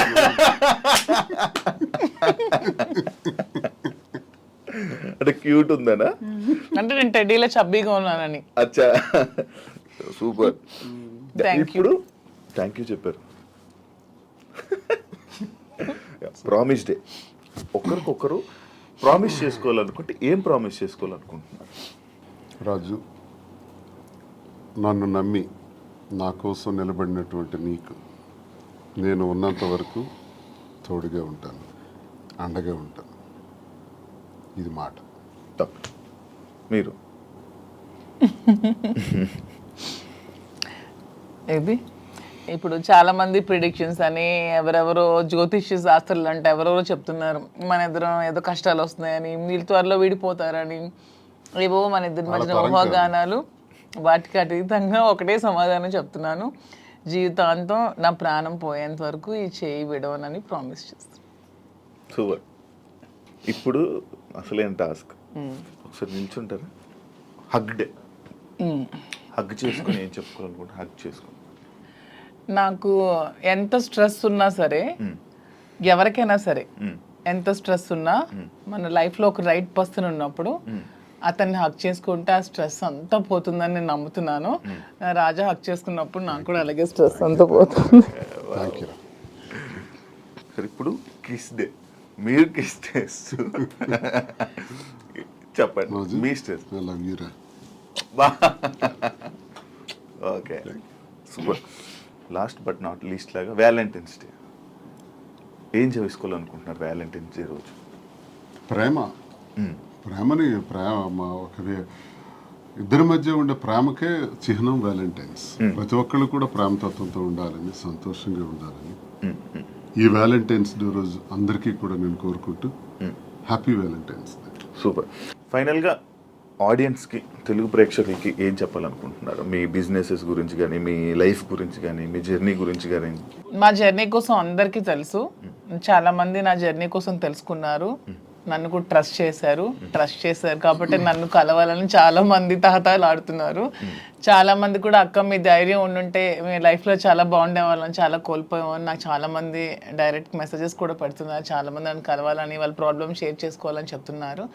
నేను ఒకటే చెప్దాం అనుకుంటున్నాను, మన నిజంగా మనకు నమ్మి వచ్చిన వాళ్ళకి, ఇప్పుడు శ్రీనివాస్ గారు నన్ను నమ్మారు, నేను శ్రీనివాస్ గారిని నమ్మాను. సో ఎటువంటి కష్టాలు వచ్చినా, ఎటువంటి హడ్డల్స్ వచ్చినా ఇవన్నీ ఫేస్ చేస్తూ లైఫ్ లాంగ్ అలాగే కలిసి ప్రేమతో ఉండాలని నేనైతే అనుకుంటున్నాను. సో అలాగే మేము కూడా అలాగే ఉన్నాం. వ్యాలంటైన్స్ డే సందర్భంగా మాధురి కోరిక మేరకు ఈ ఫ్యాషన్ ఫీల్డ్లోకి ఎంటర్ అవుతున్నటువంటి సందర్భంగా ఆమె ప్రారంభిస్తున్నటువంటి కాంచీపురం ఒకుళా సిల్క్స్ ఈ వ్యాపారంలో అందరూ ఆశీర్వదించాలని, ప్రేమతో ఆమెను కోరినటువంటి కోరికకు నేను కూడా ప్రేమతో పూర్తిగా ఆమెకు సహకరిస్తున్నటువంటి ఈ వ్యాపారం ఉంది. ప్రతి ఒక్కరి ఆశీస్సులు సహకారం ఉండాలని, అందరూ ఆమెకు ఆశీర్వదించాలని, ఈ వ్యాపారం అందరు మనసులకు నచ్చే విధంగా, అందరు మన్ననలు పొందే విధంగా, కస్టమర్ తాలూకా సంతోషం ఒక బాధ్యతగా తీసుకొని తను చేస్తున్నటువంటి వ్యాపారానికి సహకరించాలని ప్రతి ఒక్కరికి మీ ద్వారా అండ్ మెయిన్లీ కాంచీపురం వక్లా సిల్క్స్ మా కోసమే కాదు, మీకోసం కూడా. మీరే మా బ్రాండ్ అంబాసిడర్స్. మీకోసమే నేను పెడుతున్నాను, మీకు దగ్గర అవ్వాలని. మీరందరూ నా షాప్ విజిట్ చేయండి, అప్పుడు మీరే అనుకుంటారు ఎస్ మాధురి మా కోసమే పెట్టిందని. ఆ నమ్మకంతోనే మీరు వెళ్తారని గ్యారంటీ అయితే నేను ఇస్తున్నాను. మార్చి 3వ తారీఖున ప్రారంభం అవుతున్నటువంటి ఈ శుభారంభానికి అందరూ రావాలని ప్రతి ఒక్కరిని పేరు పేరున మీ ఐ డ్రీమ్ ఛానల్ ద్వారా అందరికీ కోరుకుంటున్నాను. Thank you so much Srini గారు అండ్ మాధురి గారు ఇంటర్వ్యూ ఇచ్చినందుకు, మీ ప్రేమని మాతో షేర్ చేసుకున్నందుకు, అండ్ మీ విషయాల్ని, మీ పర్సనల్ విషయాలను కూడా మాతో షేర్ చేసుకున్నందుకు thank you so much. And మీరు ఇంకా ఇలానే హ్యాపీగా ఉండాలని, మీరు పెట్టబోతున్న ఈ ఏదైతే బిజినెస్ ఉందో అది కూడా మంచి సక్సెస్ అవ్వాలని మనస్ఫూర్తిగా కోరుకుంటూ, అందరూ ప్రేక్షకులు, అందరూ ఆడియన్స్ మొత్తం ఎవరైతే ఉన్నారో జనాలందరూ వెళ్ళి మీ శారీస్ ఒకసారి చూసి నచ్చితే తీసుకోవాలని మనస్ఫూర్తిగా కోరుకుంటూ thank you so much. Thank you so much. చూసారు కదా ఇంటర్వ్యూ. ఇంకొక గెస్ట్తో మళ్ళీ మేము ముందుకు వస్తా. అంతవరకు